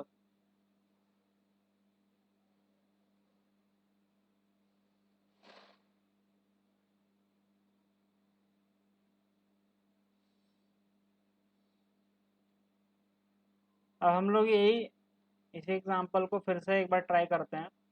और आप कैसे ट्राई करेंगे, वही मतलब लॉजिक, इसको एक बार मैं फिर से आज रिवाइज करूँगा। इसके बाद नेक्स्ट टॉपिक आपका हम अगली क्लास में करेंगे। तो आज इसी को रिवाइज करते हैं, पहले एक एक और एग्जांपल से इसको हम लोग देख लेते हैं, ताकि आप लोगों को क्लियर हो जाए चीज़ें। तो अभी क्या करना है मुझे, थोड़ा यहाँ पर जाके ये जो register, send, welcome email, login, gate user data, display user data है, इसको हटा के यहाँ पे थोड़ा छोटा ही करते हैं। और इसके अंदर पहले क्या कर लेते हैं, अब इसके अंदर कुछ फंक्शन हम छोटे लिखते हैं थोड़ा। जैसे कि मुझे चाहिए पहले कि मुझे रजिस्टर करना है ना। पहले मुझे क्या करना है, रजिस्टर करना तो रजिस्टर वाला रहने देते हैं। हम लोग क्या करते हैं, पहले कुछ डेटा डालते हैं, है ना। तो जैसे हमारा आधार का इन्फॉर्मेशन होता है ना, तो आधार का इन्फॉर्मेशन पहले हम लोग क्या करते हैं, क्रिएट आधार। जैसे आधार सेंटर पे आप लोग जाते होंगे, तो अगर हम लोग आधार कार्ड का सिनेरियो ले लें, तो पहले आप लोग क्या करते हैं, पहले आधार कार्ड को क्रिएट करवाते हैं। तो क्या पहला पहला फंक्शन क्या है, क्रिएट आधार, आधार।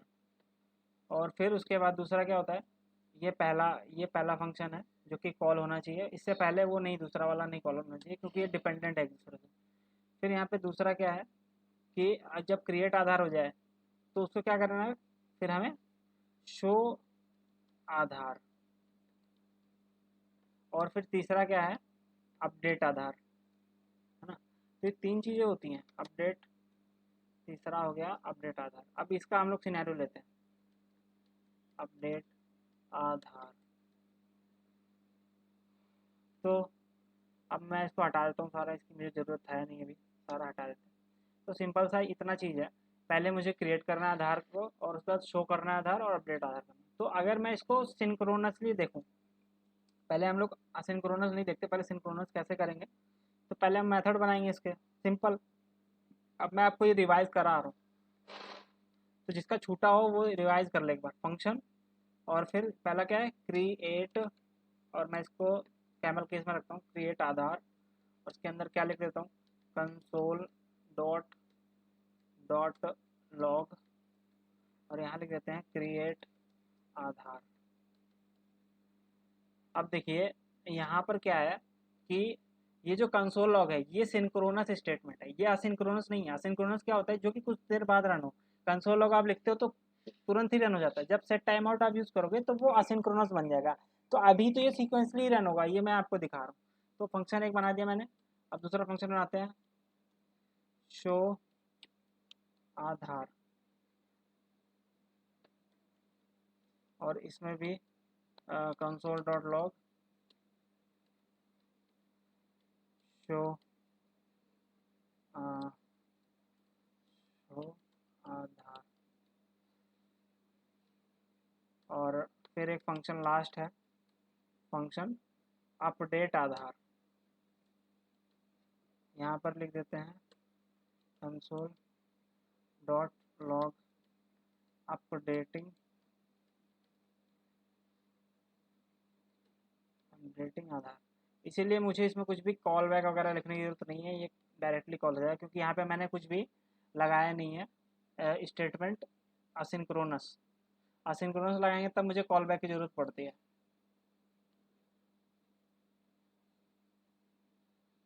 अब देखिए, अब मुझे इसको कंज्यूम करना है, वही जो प्रोड्यूस कंज्यूम वाला कॉन्सेप्ट था। तब इसको हमें सीक्वेंस में लगाना है, तो running running in the sequence. तो अब इसको सीक्वेंस में रन करना है तो इसके लिए तो बहुत ईजी है। यहाँ पर तो हम लोग डायरेक्ट लिख देंगे, क्या पहले करना है क्रिएट आधार, फिर क्या करना है शो आधार, शो आधार, फिर करना है अपडेट आधार। तो ये हम लोग कस्टम लॉजिक अपना इम्प्लीमेंट कर रहे हैं। अब इसको मैं सिंपली यहाँ पे CLS करता हूँ और यहाँ पर रन करके देखते हैं। तो देखिए यहाँ पे पहले क्रिएट आधार रन हुआ, फिर शो आधार रन हुआ, फिर अपडेटिंग आधार रन हुआ। यहाँ तक आपको समझ आ गया सिंक्रोनस वाला? सिंक्रोनस समझ आ गया? एक बार मैं फिर बता रहा हूँ आप लोगों को। अब क्या करते हैं इसको, अब देखिए, अब मुझे इसको क्या करना है, अब इसको मैं इसमें कुछ असिंक्रोनस कोड डाल देता हूँ। फिर से देखिए यहाँ पे क्या असिंक्रोनस कोड कैसे डालेंगे, जो सेट टाइम आउट होता है वो कुछ देर बाद चलता है, तो वो क्या असिंक्रोनस हो गया ना, वो सिंक्रोनाइज करके नहीं चल रहा है। तो यहाँ पे हम लोग एक सेट टाइम आउट डालेंगे। सेट टाइम आउट कैसे लिखते हैं आपको बता ही रखा है मैंने। ये एक फंक्शन लेगा, तो मैं यहाँ पे एरो फंक्शन दे दूंगा और इसके बाद इसमें दे दूंगा कितना मिली सेकंड बाद। मान लीजिए जो क्रिएट आधार है उसमें ज़्यादा टाइम लग रहा है, तो क्रिएट आधार मान लीजिए 5000 मिली सेकंड बाद चल रहा है, क्योंकि इसमें ज़्यादा टाइम लग गया। अब ये हम लोग कस्टम लॉजिक लगा रहे हैं, ये अपने हिसाब से होगा आगे चल के। और इसको मैं इसके अंदर डाल दूंगा जो कॉल बैक है कि ये रन हो जाए 5000 मिली सेकंड के बाद। सिंपल सा कॉन्सेप्ट है और कुछ भी नहीं है। मैंने यहाँ पे क्या दिया 5000 मिली सेकंड, 5000 मिली सेकंड बाद मतलब 5 सेकंड बाद क्रिएट आधार वाला ये प्रिंट हो जाएगा। अब वैसे ही हमें हर मेथड में लिखना है। यहाँ पर लिख लेते हैं सेट टाइम आउट, सिंपल। और यहाँ पर भी अब ये जो शो आधार वाला है ये कम टाइम लेगा, हम सोच के देख रहे हैं नॉर्मली। अब वो तो वो लेगा जब टाइम तब पता चलेगा, लेकिन अभी मैं एक अंदाज़ा लगा रहा हूँ। मान लीजिए ये 1000 मिली सेकंड में ही रन हो रहा है ना। और मैंने यहाँ पे ये शो आधार वाला एक्स किया और यहाँ पे पेस्ट कर दिया, क्योंकि शो ही करना है, खाली फेच करना। अब अपडेट आधार ये भी मान लीजिए 3000 मिली सेकंड ले रहा है, तो मैं यहाँ सेट टाइम आउट कर लेता हूँ। सेट टाइम आउट और कंसोल लॉग को कंट्रोल एक्स कर लेते हैं और यहाँ पर पेस्ट कर लेते हैं और इसमें मैं 3000 कर देता हूँ। अब देखिए यहाँ पर एक देखने वाली चीज़ क्या है, सेव कर देता हूँ। पहला वाला फंक्शन जो क्रिएट आधार है वो 5000 मिली सेकंड पे चल रहा है और दूसरा वाला 1000 पे और तीसरा 3000। तो अगर नॉर्मली हम लोग सोचें तो पहले तो शो आधार चल जाएगा और फिर क्योंकि 1000 पे ही चलना है तो शो आधार पहले चल जाएगा, फिर 3000 वाला चलेगा, फिर 5000 तो लास्ट में चलेगा। लेकिन हम लोगों को क्या चाहिए, पहले ये 5000 वाला चलाना है। अभी देखिए कैसे चल रहा है, अभी मैंने इसको कोई कॉल बैक नहीं लगाया है, तो नॉर्मली आप देखिए इसमें एरर क्या आएगा। देखिए अब अभी शो आधार पहले चल गया, मतलब क्रिएट नहीं हुआ आधार, पहले ही शो हो गया। लॉजिक गलत हो गया ना आपका, मतलब पहले शो हो गया फिर अपडेट हो रहा है फिर क्रिएट हो रहा है, उल्टा हो रहा है काम। जबकि आपको क्या है, तो ये कैसे चल रहा है, ये टाइमिंग के हिसाब से चल रहा है। ये जो कम टाइम वाला है वो पहले चला दे रहा है, फिर ये 3000 चला रहा है, फिर ये। लेकिन मुझे ऐसा नहीं चाहिए, मुझे एक पर्टिकुलर ऑर्डर में चाहिए। तो मैं पहला पहला जो ऑप्शन है वो कॉल बैक यूज़ कर सकता हूँ। तो कॉल बैक यूज़ करने के लिए हम लोग को क्या करना पड़ता है, आप लोग को पता ही है। जो फंक्शन है उसके अंदर कॉल बैक पास करना पड़ता है। तो यहाँ पे एक फंक्शन में कॉल बैक पास कर दूंगा और इस फंक्शन को कब चलना है, मतलब कि जो क्रिएट आधार है वो पहले चल जाए और उसके अंदर एक कॉल बैक आए। अब इस कॉल बैक के अंदर हम शो आधार को डाल देंगे और वो कब चले, जब ये प्रिंट हो जाए उसके बाद ही चले। तो यहाँ पे कॉल बैक को कॉल कर देंगे और यहाँ पे बंद कर देंगे।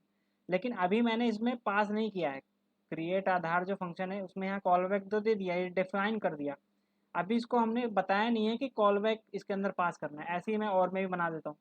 तो इसके बाद क्या, अभी शो आधार जब रन होगा तो इसमें भी एक कॉल बैक दे देंगे और ये कहाँ चले, जब शो आधार प्रिंट हो जाए उसके बाद चले। तो अब बस आपको लॉजिक समझना है कैसे क्या रन हो रहा है कॉल बैक। और फिर अब इसके बाद मैं चाहता हूँ जब ये कॉल बैक चले तो फिर ये कॉल करे किसको, ये अगले को कॉल करे जो है अपडेट आधार। अब इस पर भी ये कॉल बैक नहीं चाहिए मुझे, क्योंकि इसके बाद कुछ नहीं रन कराना है। अपडेट आधार के बाद कुछ और रन कराना है तभी तो मैं कॉल बैक भेजूंगा, अब नहीं रन कराना, मुझे लास्ट रन कराना है। तो इसके बाद मैं कॉल बैक नहीं भेजूंगा। अब इसको प्रोड्यूस तो कर दिया मैंने, अब कंज्यूम करना है। तो कंज्यूम का कोड यहाँ पे लिखेंगे। तो यहाँ पे क्या क्रिएट आधार जो फंक्शन था, अब यहाँ पर देखिए क्रिएट आधार एक कॉल बैक ले रहा था, तो कॉल बैक एक यहाँ पे डाल देंगे और उसके अंदर क्या पास कर देंगे, शो आधार को पास कर देंगे। फिर ये भी कॉल बैक ले रहा है तो उसके अंदर भी कॉल बैक डालेंगे और उसमें अपडेट आधार को पास कर देंगे। तो कैसे पास करेंगे आइए देखते हैं। तो अब मुझे तीनों लिखने की जरूरत नहीं है, ऐसे नहीं लिखना है। अब क्या लिखना है, क्रिएट आधार पहला वाला फंक्शन तो हम लोग कॉल कर देंगे। अब इसके अंदर देखिए यहाँ पे लिख के आ रहा है कि कॉल बैक ले रहा है, तो हम एक एरो फंक्शन बना देंगे कॉल बैक, और इसके अंदर हम क्या पास कर देंगे, इस कॉल बैक के अंदर हम कॉल करेंगे इसको, जो अगला मेथड है, अगला मेथड क्या था, शो आधार। अब ये भी कॉल बैक ले रहा है तो इसके अंदर भी एक एरो फंक्शन बना देंगे और इसके अंदर किसको हम लोग पास कर देंगे, अपडेट आधार। अब ये कोई कॉल बैक नहीं ले रहा तो इसको यहीं पर रहने देंगे इतने पे। अब इसको सेव कर देते हैं।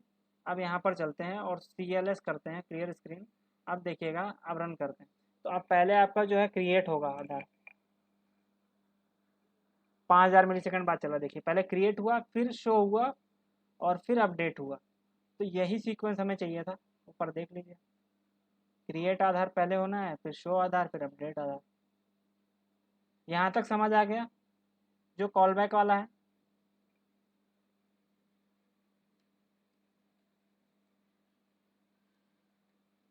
कॉल बैक समझ आ गया आपको, तब आगे बढ़ते हैं। हाँ तो चलिए अब हम लोग आगे बढ़ते हैं और इसके बाद अब इसको हम लोग कैसे कर सकते हैं।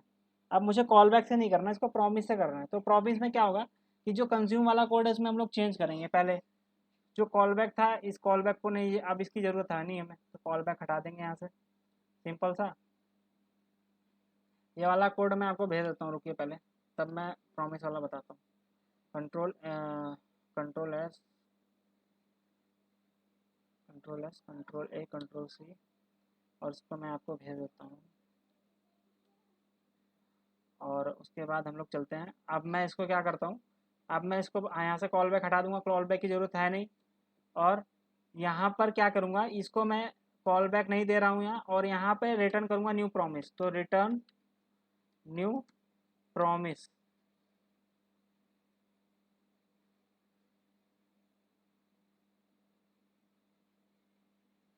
Return new promise.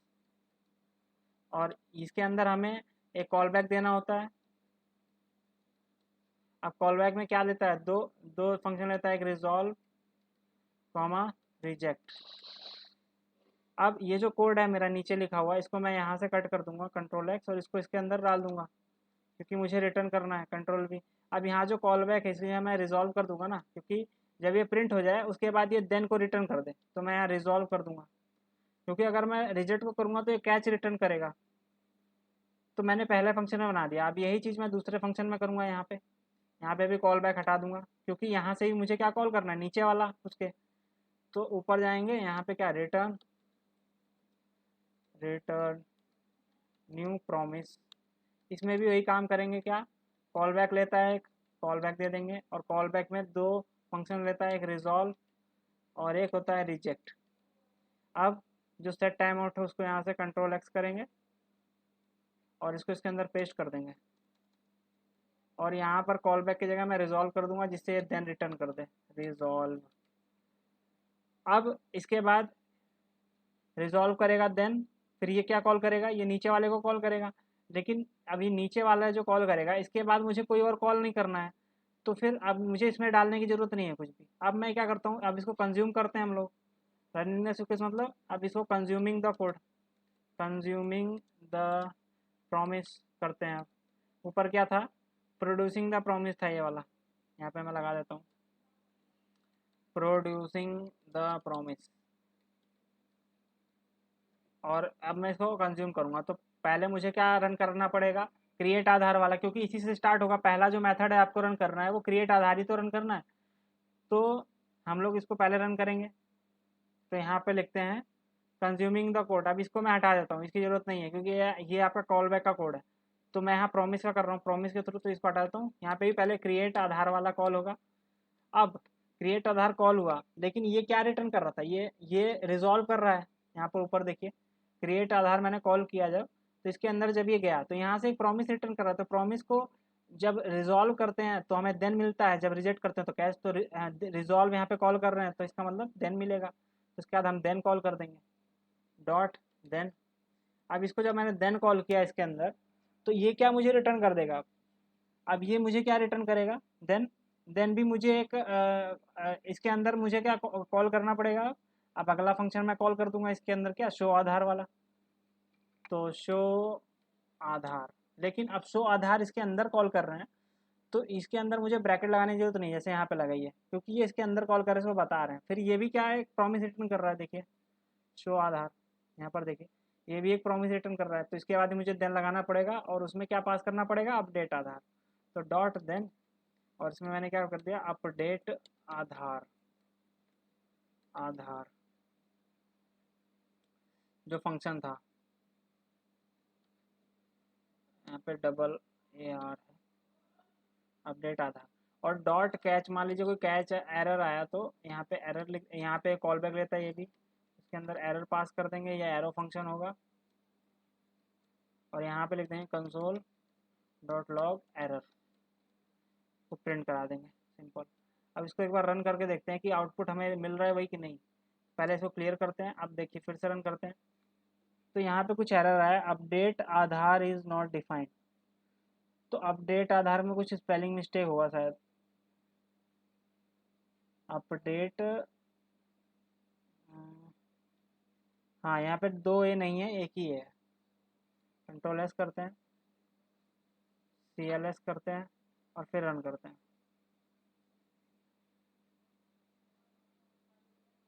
तो पहला देखिए क्रिएट आधार हुआ, फिर शो आधार हुआ, फिर आपका अपडेटिंग आधार हुआ।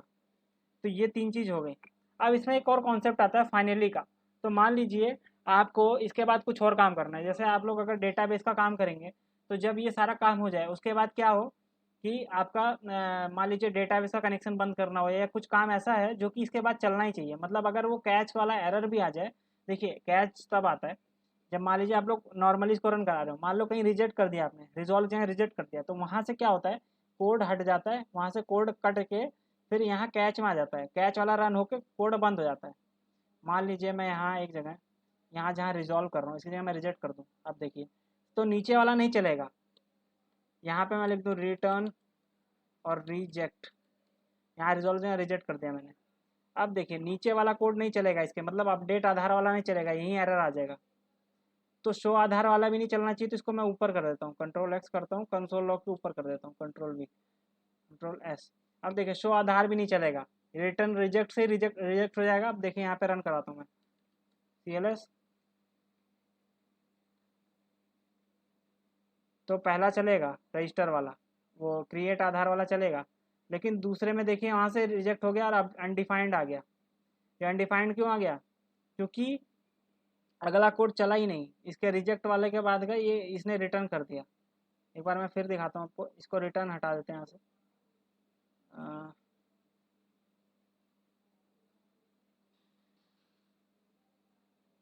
रिटर्न वाला हटा देते, सेव करते हैं इसको, एक बार फिर मैं रन करता हूँ। तो पहले देखिए रजिस्टर क्रिएट आधार चलेगा, और फिर मैंने रिजेक्ट कर दिया, तो शो आधार चला, और फिर यहाँ से रिटर्न नहीं हो, क्योंकि मैंने यहाँ रिटर्न नहीं लगाया, तो रिटर्न लगा देंगे अगर, तो यहाँ से रिटर्न हो जाएगा। देखिए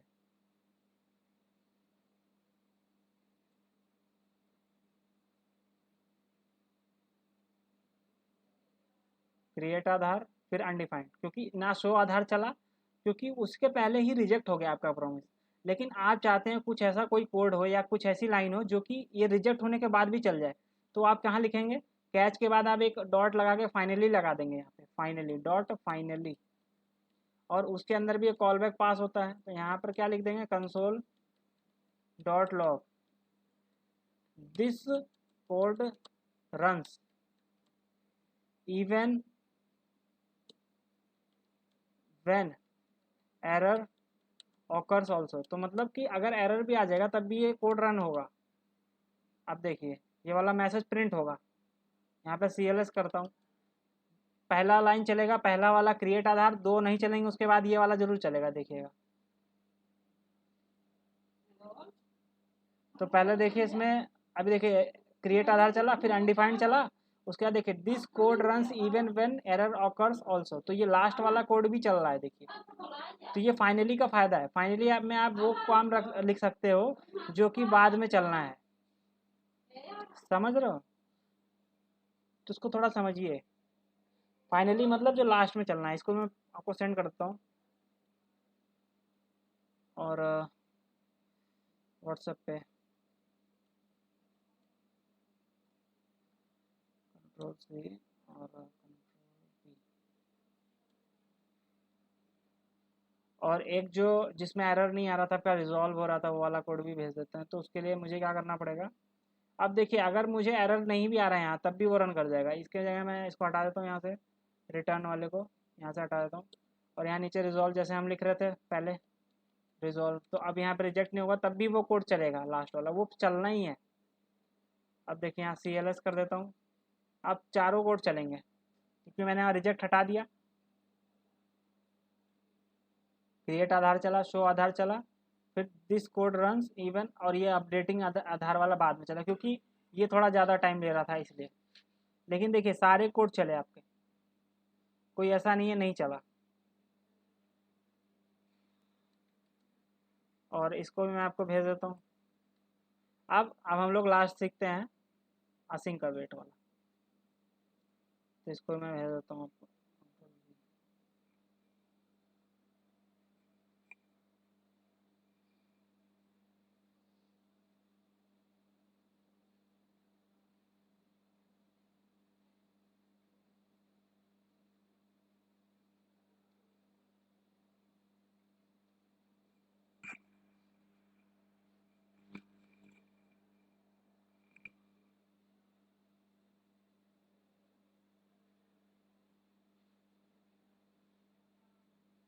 अपडेट वाला आपका नहीं चल रहा है क्यों? यही कोड लिखा है ना आपने, ऊपर रिजेक्ट वाला हटा दीजिएगा, जब रिजेक्ट लगाएंगे तो नहीं चलेगा, रिजॉल्व लगाइएगा ऊपर वाले में। यहाँ पर देखिए जो सो आधार वाला है उसमें रिजॉल्व लगाइएगा, और उसके नीचे ये अपडेट आधार, और उसको ऐसे कॉल करना है डॉट देन करके अपडेट आधार। या तो आप फंक्शन गलत लिख रहे होगे, या अपना कोड आप भेज दीजिए इसमें कॉपी करके, तो मैं बता दूं आपको।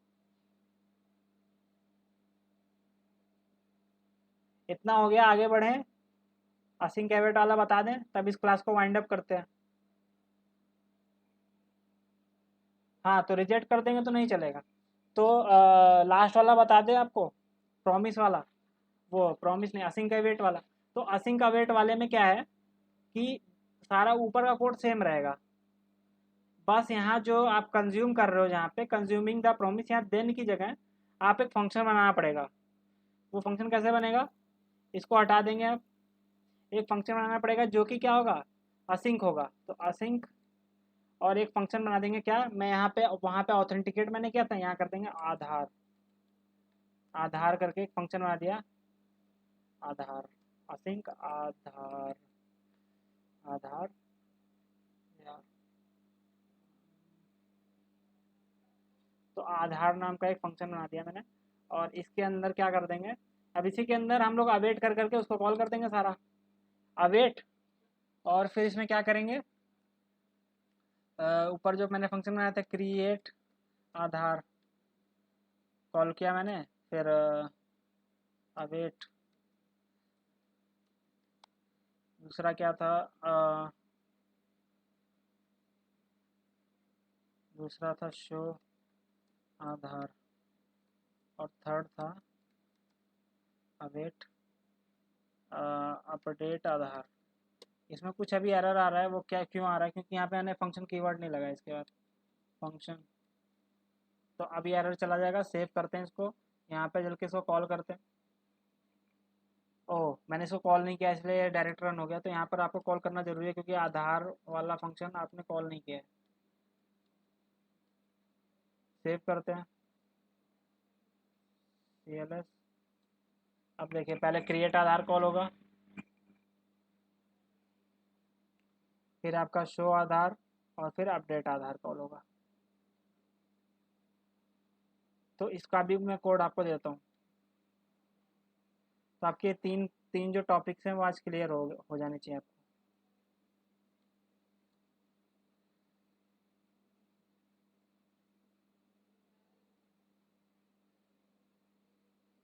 इसमें कोई आपको डाउट हो पूछ लीजिए, नहीं तो आज का क्लास यहीं पे वाइंड अप करते हैं तो।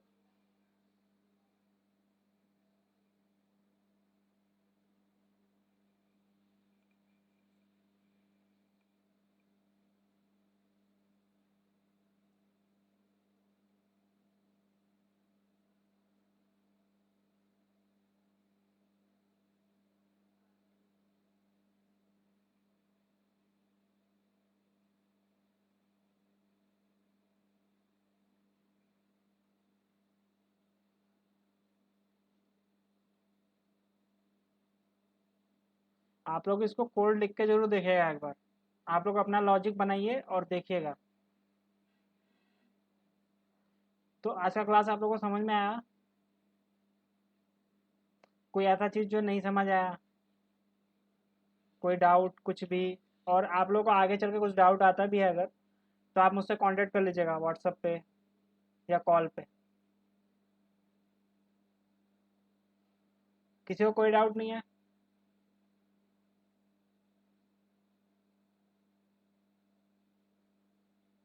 अगली क्लास में हम लोग फेच एपीआई को भी स्टार्ट करेंगे, तो नेक्स्ट क्लास में हम लोग फेच एपीआई स्टार्ट करेंगे। अगर ये समझ में आ गया, अगर आपको कोई डाउट होगा तो आप क्वेश्चन कर लीजिएगा, हम आपको अगली क्लास में बता देंगे, नहीं तो एनी टेस्ट पे बता देंगे। तो नेक्स्ट क्लास में फेच एपीआई यूज होगा, फेच एपीआई।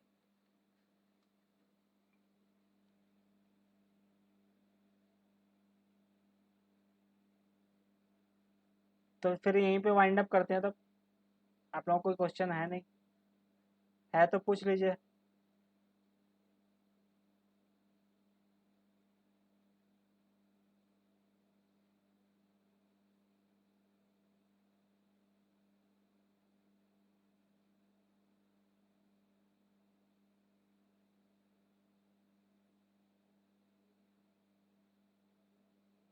ओके देन, फिर आज का क्लास यहीं वाइंड अप करते हैं। ठीक।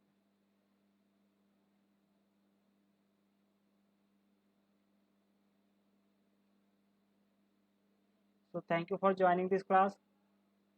Good afternoon, everyone.